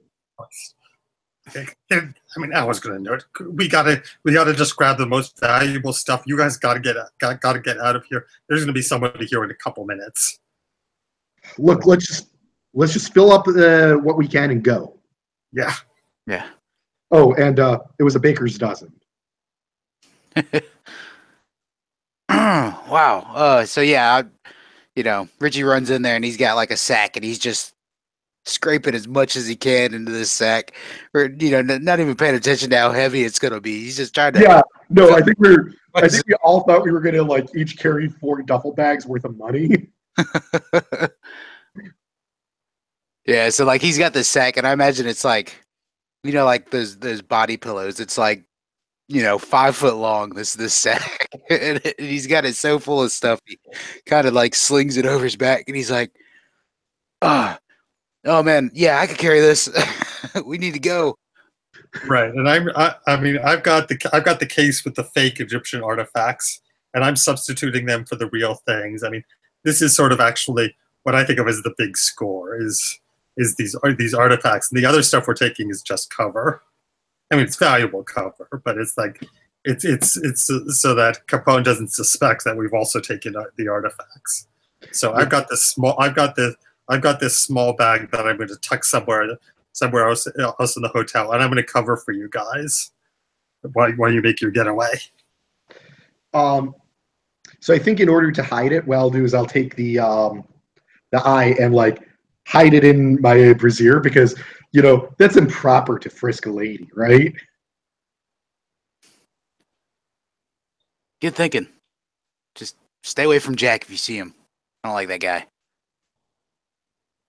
Oh, speaking of which, he must have dropped his wallet outside of the vault before the bomb went off. Poor guy. Poor guy. I wouldn't have. You mean he double-crossed Al Capone? Who would have thought it? I was going to be so mad at him. Quick! Oh God, these bags are heavy. Esther's dragging a duffel bag. Yeah. It's $2 million in cash. Yeah, I got this thing slung over my back. I'm all hunched over. I'm like, how am I going to make it up the stairs? Esther, just leave that bag. We got enough in this bag. Push me up the steps. She I think she dumps out half the cash on the floor, zips back up, and so we can get out of here. As soon as we step on the first step, I imagine it's a staircase that goes up and there's a landing and then it comes back the other direction to get to the lobby floor. And I think we have a room service cart waiting for us, but we're like, oh shit, these bags are bigger than the cart. And Jack's standing right there, and he's like, "You gotta be shitting me!" And he's got a Tommy gun. Shit! Jump for cover. Okay, I jump. Okay, I jump and I wrestle with Jack. It's like shit. It's like we can't leave any witnesses. So, I mean, I'm gonna pull out a gun and I shoot Jack. And you shoot him right in the chest, and he falls backwards. And as he falls backwards, you squeeze the Tommy gun, and it's da da da da da. You can hear it; it's loud. It echoes, through the whole basement. He's like, "Always, you're a fucking dirty rat." I think I kick him in the balls and take this Tommy gun. I'm like, we're getting the hell out of here. Yeah. Jack the essence of Jack is no more. I think as we're fleeing, like, people are, like, Al's men are, like, coming after us, and, like, they're seeing we're trying to flee the building with all this cash, and I just, like, open up, like, on the Tommy gun, like, warning shots. Like, I'm a terrible shot. Not that you can be a good shot with the Tommy gun. I'm hitting nothing, but it's like, they're, you know, it's keeping them at bay as we're, like, running away.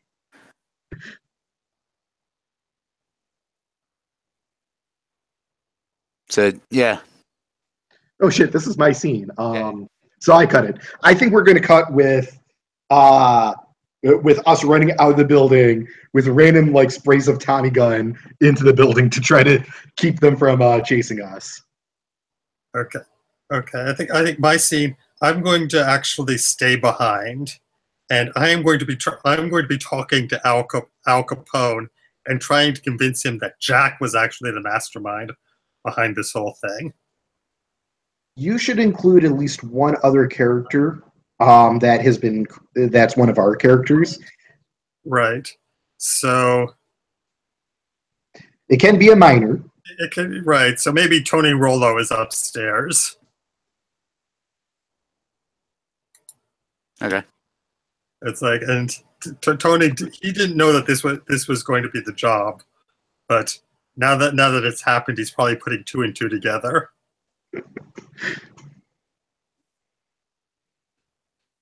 Okay, so it's Spuds and Tony Rollo, and with Al Capone and his lieutenants, and I was mad. He wants to know what's going on. Yeah, so Al Capone is yelling and screaming and not making a ton of sense. He's kind of sounding like a Trump speech, which is from my understanding, is pretty accurate to how Al Capone spoke. So yes, this is not a productive conversation. Are we talking to Al Capone right now, or is it just me and Spuds talking to each other? It's Spuds and Tony Rollo with Al Capone there, and I'm trying to make Al Capone not the focus.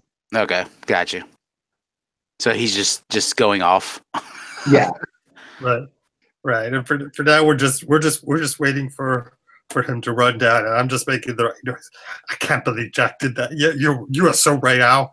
This is just an outrage. Build a wall. Couldn't resist. I grab Spuds. As you know, Tony grabs Spuds, pulls him to the side. He's like, Spuds, this is fucking bullshit, man. You know damn well Jack didn't do this shit. What the fuck did I get tied up into? Look, it went a bit off the rails, but look, just keep, as long as he's mad at Jack, neither of us are involved, right? This was Jack's. Just say Jack did it. And just keep Al focused on Jack. Yeah, I'll keep that story for now. But Jesus Christ, Spuds, if any of this shit comes out and I don't get my money, you, Myrtle, Esther, Reggie, ain't nobody gonna see you again. Hey, Tony, you know we always play fair with. We'll keep you out of it. You get your percentage. That is not in question. It better be, because if my name comes up in there and Al comes after me, it's gonna be all out war in these fucking streets, and more than just gangsters gonna be getting killed. You hear me? None of us want trouble with you, Tony. Scene. Okay, so that was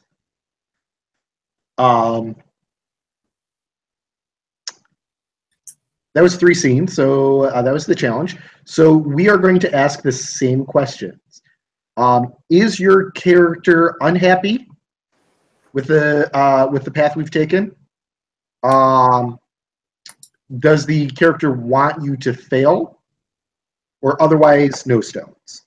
So 1 red if you're unhappy, 2 if you want it to fail, 3 if they're none if you're okay with everything. Okay, I'm ready. I am as By the well. way, one red and one white are going into the bag initially. There was a stray white in here. Okay, I'm ready. All right. Everybody put one red. Yeah, no one is happy with how this went. So we Not have a to lot more say, attention than we were hoping for. why our characters were unhappy. So for Rags, it was he's unhappy because he wanted this heist to be like the pure criminal heist. He wanted it to be in and out with just like just perfect. He wanted that perfect job, but yet his unlucky, his whole unlucky criminal career has just culminated in this huge freaking explosion at Al Capone's hotel. He's probably scared shitless right now. Right. I mean, I'm unhappy because we were seen. They can identify us all there, and I mean, I think I can blame the thing on Jack. But even if I get away with that, they saw Rags and Esther, and I'm not sure that they're going to be able to get away clean, which means I might not be able to get away clean.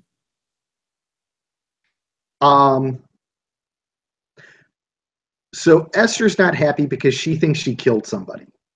She didn't. She was a horrible shot, but she thought she hit someone with the Tommy gun.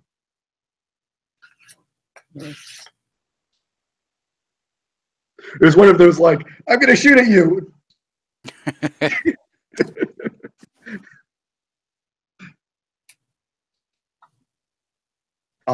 So the next question. As a player, do you think that the Fellowship... oops, wrong page. As a player, do you think the Fellowship did what was necessary to succeed at the challenge? White for yes, red for no. Okay, I'm ready. I'm ready. Yeah, so am I. Okay. Press enter. Hey. So we've got pretty equal chances, which probably means someone's going to not do so hot here. Let's find out. A red ship. Okay. 2 red. So this is... So this means that a character betrays or is betrayed by the group and is lost, and we lose the challenge. So we lose the stuff, or we don't get the stuff. I mean, we kind of broke what the challenge was supposed to be because we did play successfully breaking in, but I'm okay with it. If we play it as, it sounds okay if we play it as we don't get the stuff. Right. Right. And someone betrays us.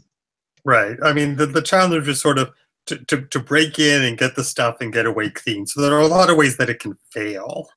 Right. I mean, I think that this means that one of the characters takes all the stuff for themselves and betrays everyone else.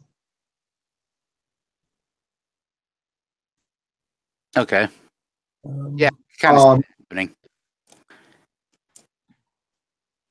It's kind of not fitting things, but I can make this work with my last. I mean, we could make it that. I mean, it could be that my character is the one who's lost. Al doesn't buy my story, and I sell out the rest of the group. Or the what I was thinking of is Richie gets caught. So the officer and had to deal with him. That was what popped in my head. That could be interesting. Richard, like Officer Fitzpatrick catches you with the goods, and he takes it off of you. Yeah. You get rolled by Fitzpatrick. I could see that. See, with someone making off with the stuff, that lets me choose. I think that makes it really cool to choose as the last challenge. Find and eliminate the rat. Okay. Right. So if it's a main character, fuck it. I think Esther makes off with all the stuff. I think that would be cool. And then then the group has to hunt down Esther. Like I'd like to see this to be. Yeah, I want to push a major character Okay. being a traitor here. Okay, let's do it. Personally, if you guys are okay with that. All right. Yeah. So Esther is no longer my main character. Now it is Officer Fitzpatrick.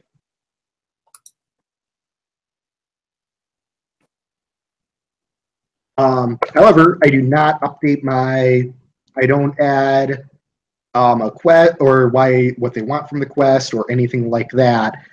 They're just there. So I think Richie and Esther stay at a motel. Oh God, this sounds perfect. Richie and Esther get out of town, stay at a motel to let the heat die down, and Esther's like, "We finally got that bastard. Now we can get married." And Richie's like, "We're not getting married." So he's like, "Come back to bed." And then in the middle of the night, Esther gets up, steals the car with all the stuff in it. Okay, yeah, I can see that. Okay. And I want to take a quick bathroom break before we do the next set of scenes. Sure. Yeah.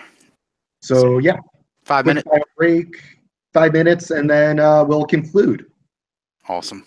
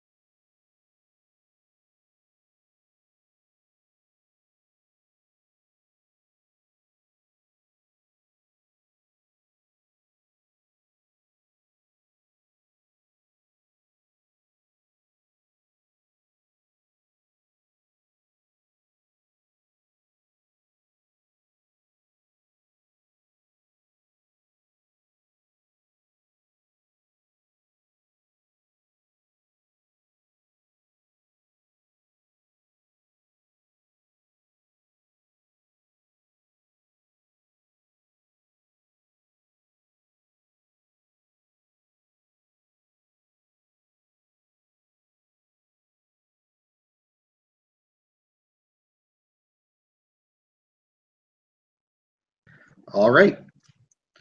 So,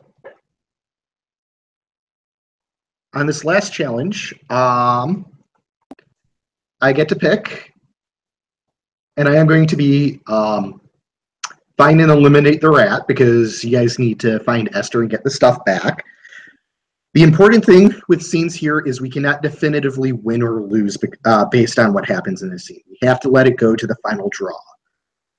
We kind of messed that up on the last challenge, but it was solvable. This time we can't overall solve the whole thing until it's been until we get to the very end. So I will choose find and eliminate the rat, and I'm going to take the last scene. So, Steven, why don't you take the first scene? All right. So I'm going to meet with Richie, and we've gone to see. We're going to Officer Fitzpatrick because we need some help in tracking down Esther, and we figure he's our best chance.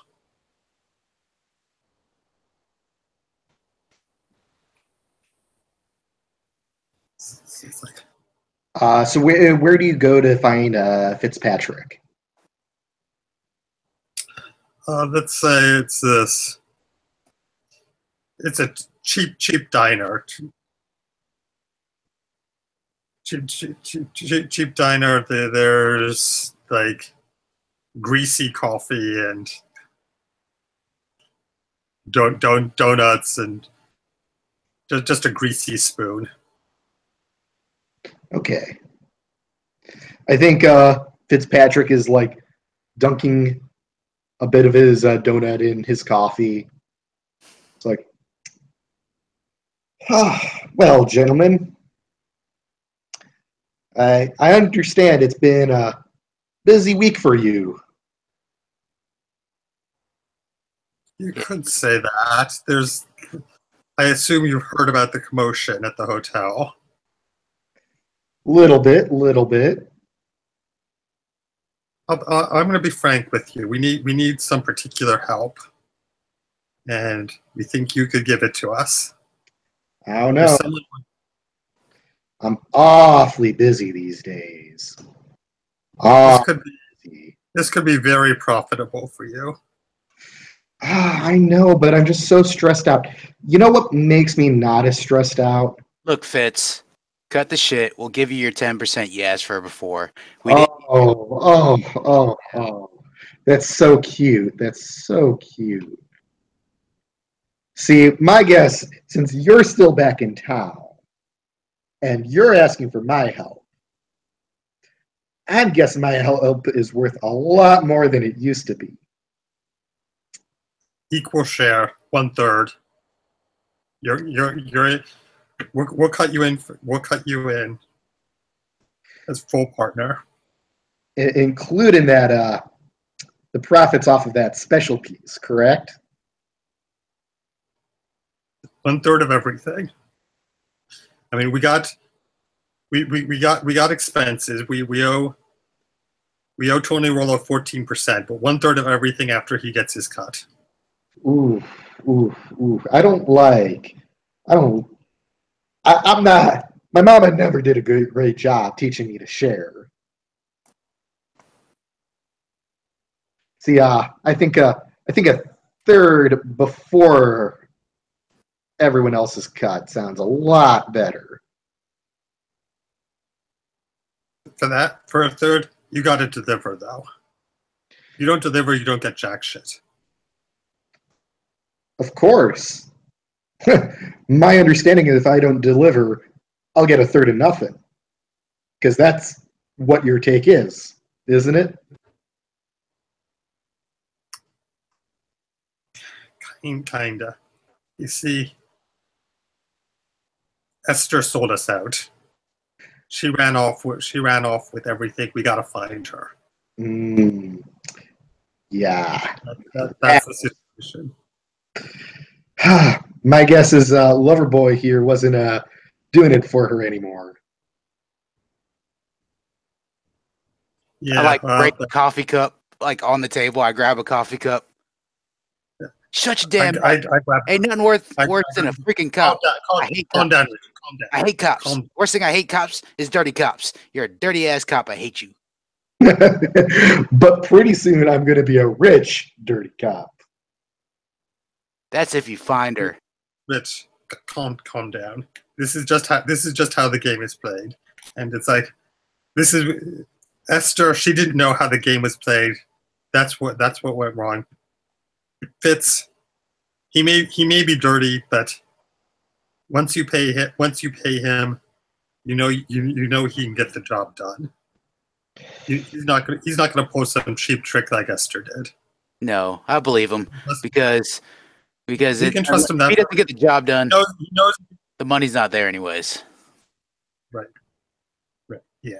I mean, he knows that if you do what Esther does, your partners do not leave you alive. I mean, you're good with that, right, Richie? We find Esther goes down. Yeah. Yeah. I mean, I know this is rough on you, but that's the code. Someone double crosses us, they gotta pay. They gotta pay. That's how we know Fitz is gonna stay in line. That's how he knows I'm gonna stay in line. That's how he knows you're gonna stay in line. None of us dares pull a double cross like this, because if they do, the other guys are gonna come for them. I know. I understand how it works, buds. And I'm Yeah. all in. Excellent. Well, Steve. pack your bags, boys. We're going on a trip. Okay, and scene. Friggin' dirty cops. Oh, Fritz is so dirty. Okay, so next scene.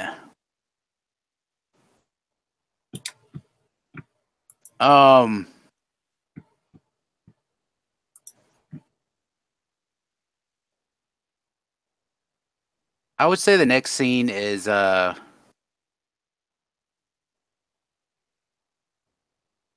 working with once again it's 3 main characters.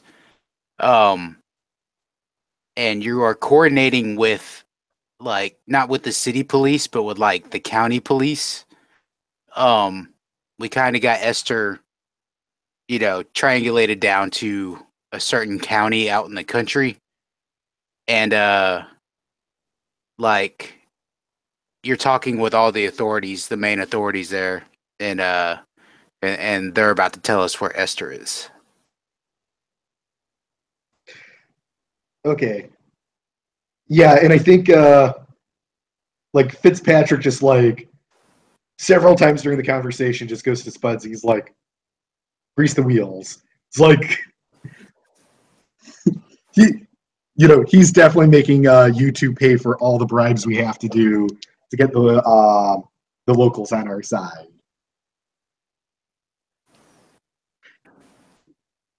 This should be coming out of your cut. This is part of your job, damn it. Hey, us boys in blue don't make much on a humble civil servant's salary. Besides, That's not where you make much at all. Cops don't bribe cops. Ain't that right, Johnson? Yeah, you thought you all like each other so much, you just do each other favors for free. Isn't that how it works?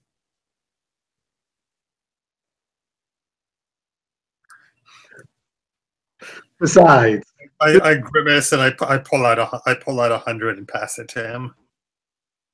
I pass it to Johnson. oh yeah, Johnson's like, okay, for 100, you got our full cooperation. Where's she at? Where is she? So we found your old wagon. She torched it. Figure probably 3 days ago. My guess is she picked up another vehicle. Any idea which direction she's headed? Not too many people will sell a car on the down low like that. Pulls out. Here's the names of who you should shake down. Oh, and we'll for the 100. Yeah, we'll look the other way, as long as you don't make too big of a scene shaking them down. Yeah, I think we could do that. We're pretty good at that. Basically, he's hinting, as long as you don't kill the guy, or as long as you don't kill anyone. Right. Hey, can you give me a timeout for like 2 minutes? My dog's barking. I gotta let her out real quick. Sure. Sorry about that.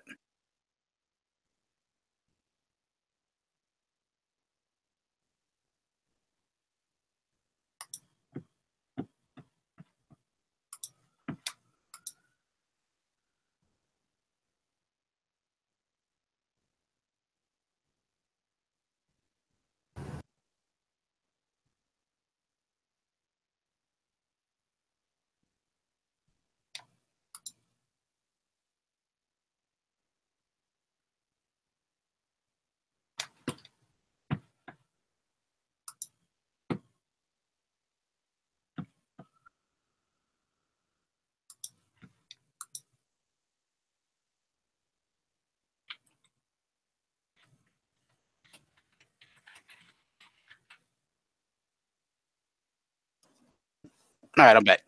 Sorry about that. No problem. So were we going to shake these guys down?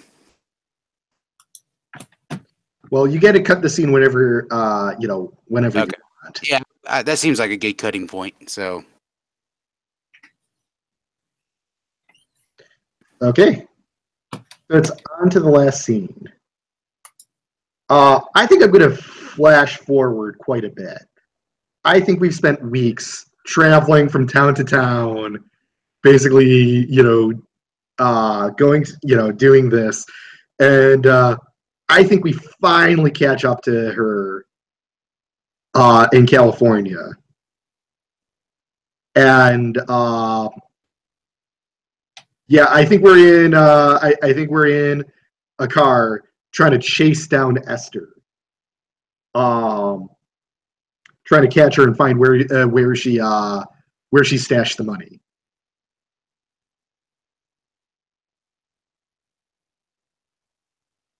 So are all three of us in one car chasing her? Yeah, I think you're in Fitzpatrick's car. And oh my God, is this guy an insane maniac behind the wheel? Like, the road trip was pretty normal. He is trying to run down Esther with the car.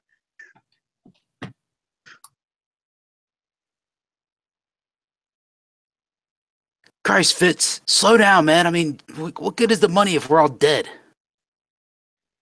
Hey, you said you're okay with killing the bitch. Yeah, but how do you even know she had the money on her? Yeah, I mean, we might need to talk to her. We might need to find. We might need her to tell us where it is. I mean, don't kill her right away. Christ. Look, there's only so many places she could have hit it. If she's not moving it, then we can just take our merry little time tracking it down. I don't want to spend any more time with you. Anywhere. That's.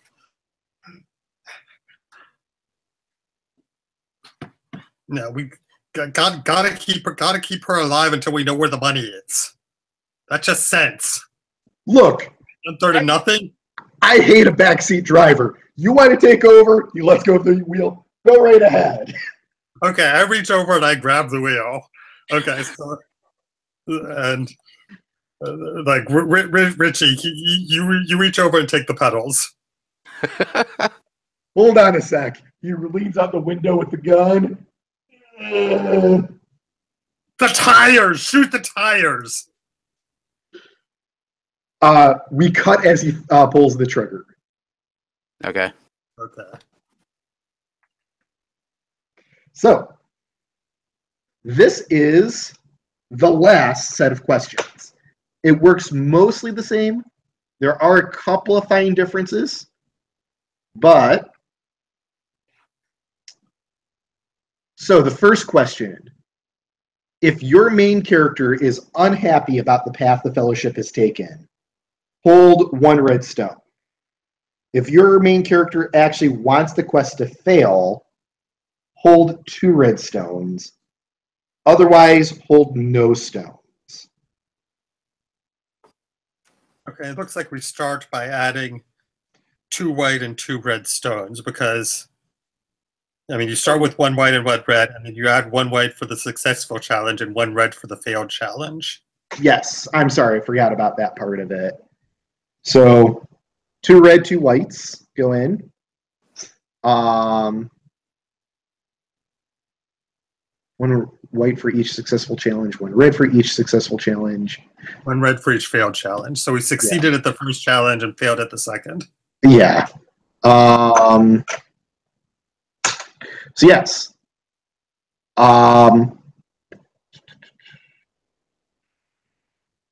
Right, so it's 2 white and 2 red total. Yes, I've already got those in the bag. So yes, same question as we're used to doing. 1 red if your main character actually wants the quest to fail. No, one if they're not happy. 2 if they're if they want the quest to fail. Right, and no stones if they're actually happy with how it's going. Yeah. So do you vote David for the officer? Fitzpatrick. Okay. All right, I'm ready. I'm ready. I'm ready. Okay.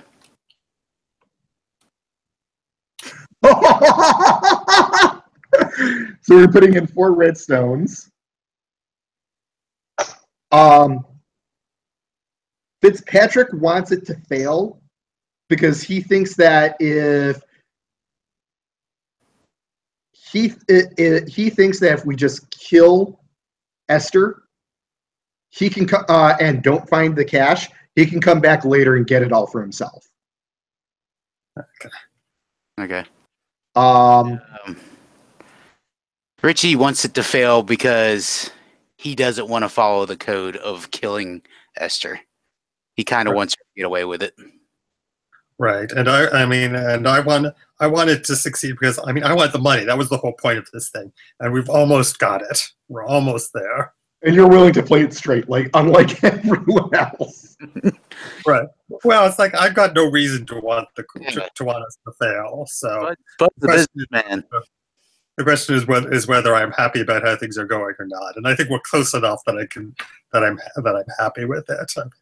I think as long as we don't kill her before we get the money, everything's fine. Okay, so now we ask, as a player, do you think the Fellowship has done everything that they can to succeed at the challenge? White if yes, redder if no.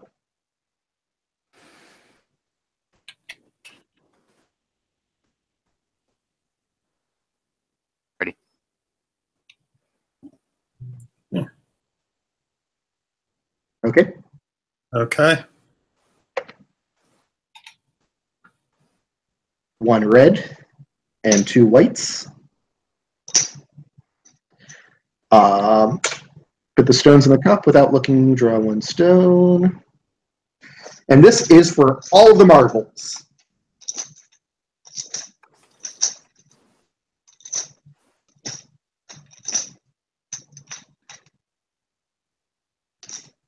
A red and a red. So, like before, the whole quest has failed, and someone from the group betrays it. Now we've got a couple of potential traitors here. Right. In fact, we've pretty much established that 2 people have other motives. Right. So the question is, does the quest fail because Richie interferes and Esther gets away? Or does the quest fail because Fitz kills Esther and then we can't find the money?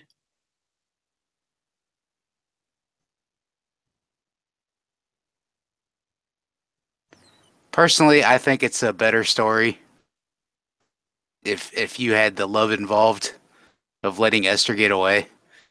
Okay, so Richie lets Esther get away. Yeah. So I think what happened was you were taking the pedals. You see that Fitzpatrick is about to shoot, and you slam on the brakes. What the hell, Richie? If you guys are okay with it, I think the car crashes because of it. Yeah, I was gonna say I grabbed the wheel instead and just sling it to the side, and we crash. Okay.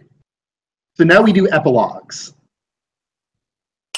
This is just a little bit of what happens to each of the characters. Esther does not get an epilogue because she's already left the quest.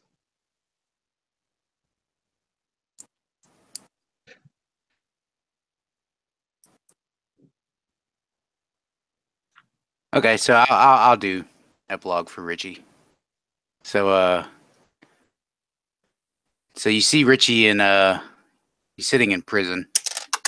And he looks downtrodden and like people are walking by the cell and they're calling him Rags, you know, because that was like his nickname because he can't ever do anything right. He was so unlucky, you know, always botching jobs and stuff and getting caught. And like finally he's gotten caught, and he's gonna be in prison for, you know, a very long time. And a guard comes and says, "Richie, got mail," and tosses in a couple envelopes, and one of the envelopes is from Myrtle, his mom. She sends him a letter every week, and the last letter is unaddressed, and it just says Richie on the front. You open it, and it's a letter from Esther, and it just ends right there. By the way, are you in Alcatraz? Sure, why not? I mean, he got arrested in California. Yeah. Trying to kill a woman on the street. Yeah, why not? In Alcatraz, yeah, the camera pulls back from his cell and it goes out the cell window and you can see the island. Okay, I guess Spuds. He is hanging out on the beach. He's lying though. You see him in a swimsuit, and he buys a newspaper which announces that Al Capone has been arrested for tax evasion.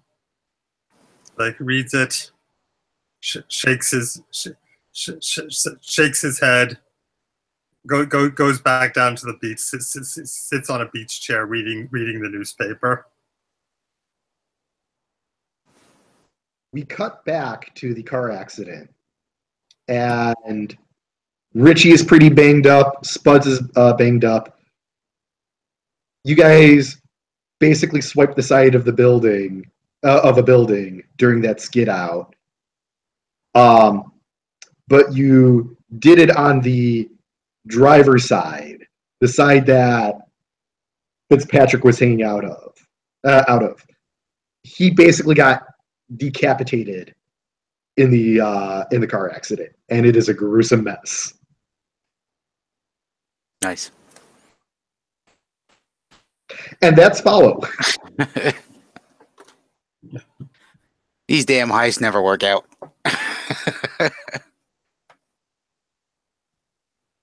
So yeah, it's a nice little easy to just pick up and run game. Mm-hmm. Yeah, I like it. All the scenarios, I kind of like the setup. I think the setup runs really well. The resolution, I think, works out okay.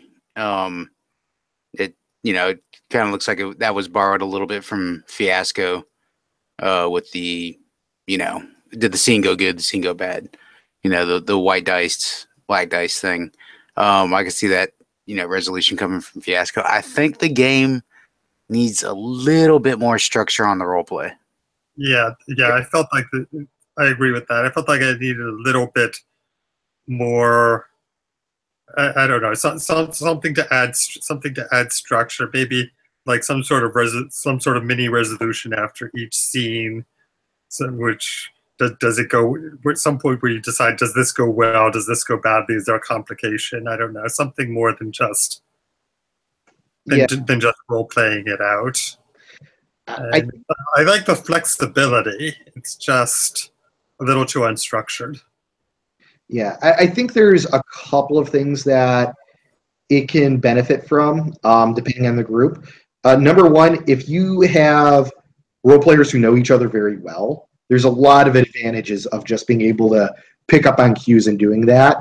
And I think that's probably how the game. I think that was probably the environment that the game was designed around. He probably played it with people he knew very well.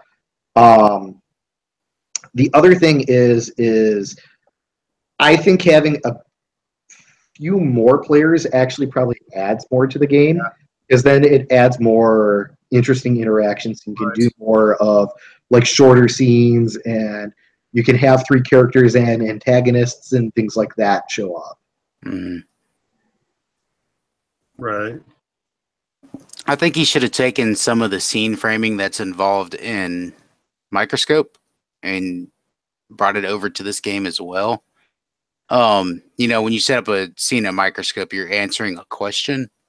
Mm-hmm. That's the basis of the scene, and then you go through and you pick the characters, and then you say what each character is thinking during the scene, and then you role play it out. It's not much structure, but it gives you that little bit more structure. Yeah, I think the thought process on this was that the challenge is actually more like the scene in Microscope.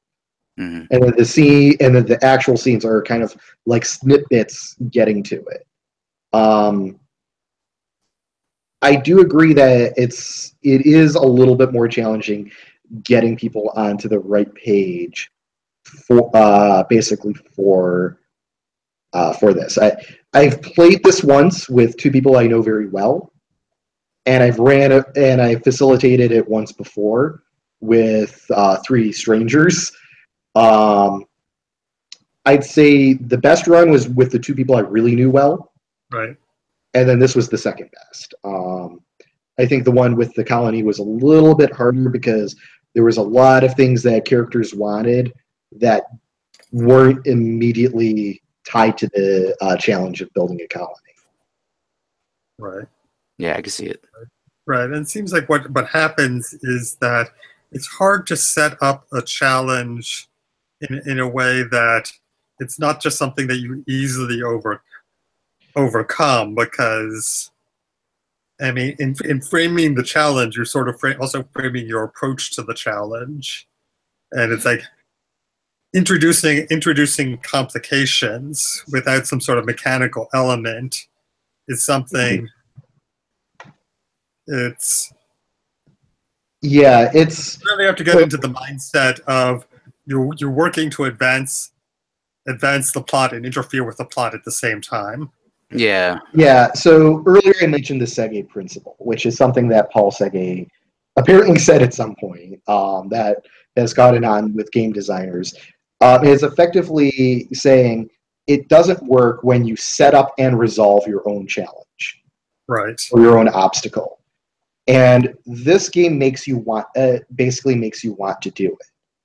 Right. And the thing is with the right type of player, that can work, absolutely. But it has to be a player who really gets the idea of, I'm not here to see my character succeed. My character's not here to just, be awesome and get their way, and someone else is the one who puts the obstacles. No, I'm actually the author making my character have struggles here. Right. I mean, it might work better if it were like one player is responsible for framing the scene, and then some other player is responsible for introducing a complication. Yeah. Make it. Or just, well, I mean, sort of like you did when you had Fitz burst into the scene. It's you need to think. Somebody needs to be thinking about ways to make things go off the rails. I mean, not just completely go off the rails and fail, but go off the rails in a way that you have to improvise in response. Yeah, I understand. What you were saying, David, about you're being the author of your character, so you're introducing your own complication to your own characters in a way that an author would.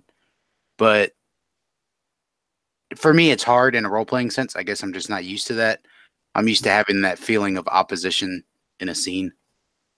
Yeah, and I think with this being the third time I played it's a lot more obvious. I played with the first game I played with were the three of us were totally three people who would put the screws to our own characters because we thought it was awesome. It was this amazing game where we were chasing a body in the Old West. We were chasing a body hopping demon who practiced necrotic cannibalism. And we were terrible to our characters. I think all three main characters died, and we failed to catch the demon. Yeah, I mean, I could see it, putting your own characters in situations. It's just, I guess I come from it from a different mindset where I'm so used to having somebody else throw that opposition at me and then respond to it. Mm-hmm. Like the scene in this game where Jack comes in and he's heavily flirting with Esther. You were playing Jack, but I was like, well, how's Esther responding? And then you jumped in with how Esther responded. I said, oh, okay. Now I see it. Yeah. And that's why I was saying, hey, look, if someone else wants to pull, add to what Jack's doing, that would let me do Esther because, I can't be Jack and Esther and have that conversation. Right. Because it doesn't work from a role-playing sense. So yeah, there's little things like that, and I think this is a bit of a challenge. Yeah, I think I've decided that this is a bit of a challenging game to play in, which isn't necessarily bad, but right. I think it's a good exercise as well. Of, hey, do I always have to be on my character's side? Mm-hmm. Well, yeah, I mean, I kind of figured that out like the first time I played Fiasco. I was like, oh yeah, this is great when my character sucks. My character's always getting into trouble. And I find it along the same lines as that. But it's just, having to come up with your own complications and not having the opposition is just what feels funny to me. Mm-hmm. Right. And it's like you don't want to succeed too easily, but you don't want to just fail either. Mm-hmm. And I think that can be fixed with more players, like you said, David. Because not everybody will be in the scene, and you could have that extra player to, Right. And I think it might be that the goal we had was too simple. Like some of the other ones where you're a candidate trying to win an election. There are a lot of ways that things can go wrong that don't determine the outcome. Whereas in this, it's like if one thing goes wrong, it could mean that the entire thing goes wrong. And there's no way to recover. No. I mean, it's all storytelling. And there's plenty of movies where something goes wrong along the way. Right. But when we blew up in the door, there are things that can go wrong, but either we get away with the loot, or we just get shot down before we get away with the loot. There aren't as many intermediate options. I think well, you could always. Whereas if you're doing in the election scenario, our challenge is avoiding a scandal, and well, if there is a scandal, that doesn't determine how the election is going to turn out. Whereas if we get caught while we're trying to break into the vault and Al Capone just shoots all of us, then it's over. Well, that's kind of like a hard resolution. I understand how. Right. There could have been multiple things that happened at the hotel that changed the last challenge. Right. Like, say we were caught by the cops. You know, what challenge would you pick next? Say Al Capone did have us surrounded. What challenge would you have next? Mhm. I think those challenges are there for that reason, where you can, you know, you have that flexibility. Yeah, and let's say we played it out where we broke in and we got the loot all right, and we're in challenge 3. Well, there's lay low, there's fence the goods, there's get rid of the evidence, there's cover our tracks. So it does actually cover quite a lot of options of how it goes. Mm-hmm. I think where I screwed up in the last scene of the second challenge was I should have cut earlier. I should have cut after we had killed Jack, because then it was still up in the air. Do we make it out? Okay, so yeah, that's a rule that should be, like, make sure you cut your scenes before the resolution. Yeah, and that is in the book. It's just sometimes it's hard to catch, especially because in that scene I was like, "Oh shoot, it's my scene! I forgot that." Right.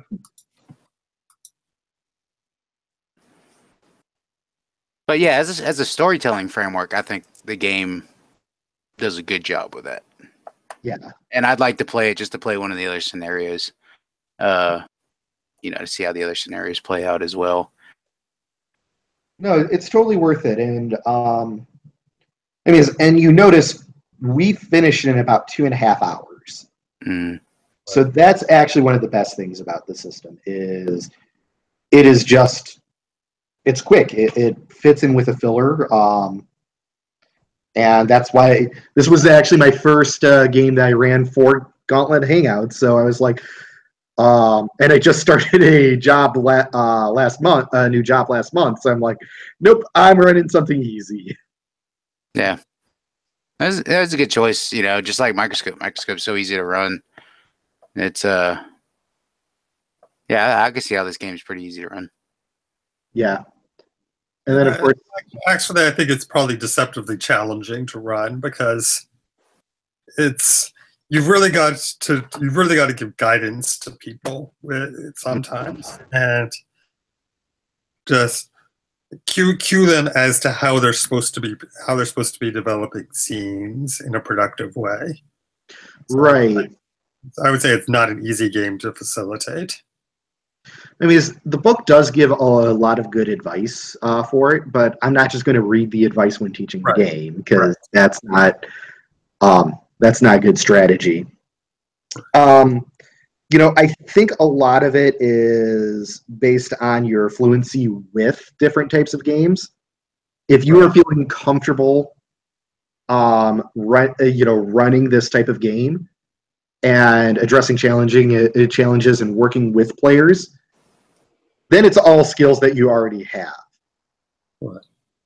If you don't feel confident with those skills, yes, that's going to be more challenging. Of course it is. It's like trying to do anything when you don't feel solid with those skills. Facilitating this probably does require some skills that not everyone feels comfortable with, which is fine. For me, I used to be a high school teacher, so guiding behaviors and things like that that's not where the challenge is for me. So what I did was last night I spent about 20 minutes making the master character tracker, and that was it. So that was the easy part, was without even having any resources for it, I was able to hammer out what I needed in 20 minutes. Mm-hmm. I think now it wouldn't work for Roll for Your Party. But I think Roll for Your Party has a beads or chips thing. Right. I mean, there are so many ways to handle the chips. that's not a difficult mechanic either online or in person to improvise something with. So. Oh Yeah, I was just wondering if that was an option. I talked to Shane briefly about it, and he basically said, "Oh, you can do this and this and this and this to do the bag draw, because the bag draw, it's assembled a specific way. It's blind bidding at certain points, and then it adds to the bag, and then it's a draw where order matters and things like that. And there's a way to do it. The thing is this was so simple. Yeah, I'm just like, okay, everyone type in your response. Okay, everyone hit enter at the same time. Okay, I've got an actual bag here to do the draw. Right. It's right. But I mean, you could basically do it with 2 die rolls even. It's just 1 to 3 is white and 4 to 7 is red, or whatever, depending on what you have in the bag. Well, no, it's. I mean, once you determine how many white and how many red chips you have. Yeah, but you can get it. You can get into odd numbers with that. Right. Well, I mean, I'm talking about. I'm assuming that it's an online where you could do 1d7 if you wanted. Yeah, I mean, or you can do 1d12 and you don't count anything over 7 and you just re-roll. There are lots of ways to handle it. Or you could just use a list randomizer like random.org and just just type in red, white, and then. Or you can literally just have a bag right next to you. Yeah, like, honestly, this was really easy to do. Yeah. So. But thank you guys for playing and for giving this a try. Yes, and thank you for facilitating. Yeah. Awesome. And then one of you two I remember is in one of my upcoming games, I think Unknown Armies. Let's see. Oh, no. Steven, you're in Secco Creek. That's it. Yeah, okay. So I will see you in January then. Yep. Well, awesome. Thanks so much. And are both of you okay if I share the video with the Gauntlet in case they want to put it in there? Yes. Cool. Yeah, you asked that at the beginning already too, so we're fine. Yeah. Always want to be clear that yes, there's a difference between recording and having other people look at it. Right. Okay. Okay. Cool. Well, thanks so much. Awesome. I appreciate it. Y'all have a good night. Thank you. You too. Later.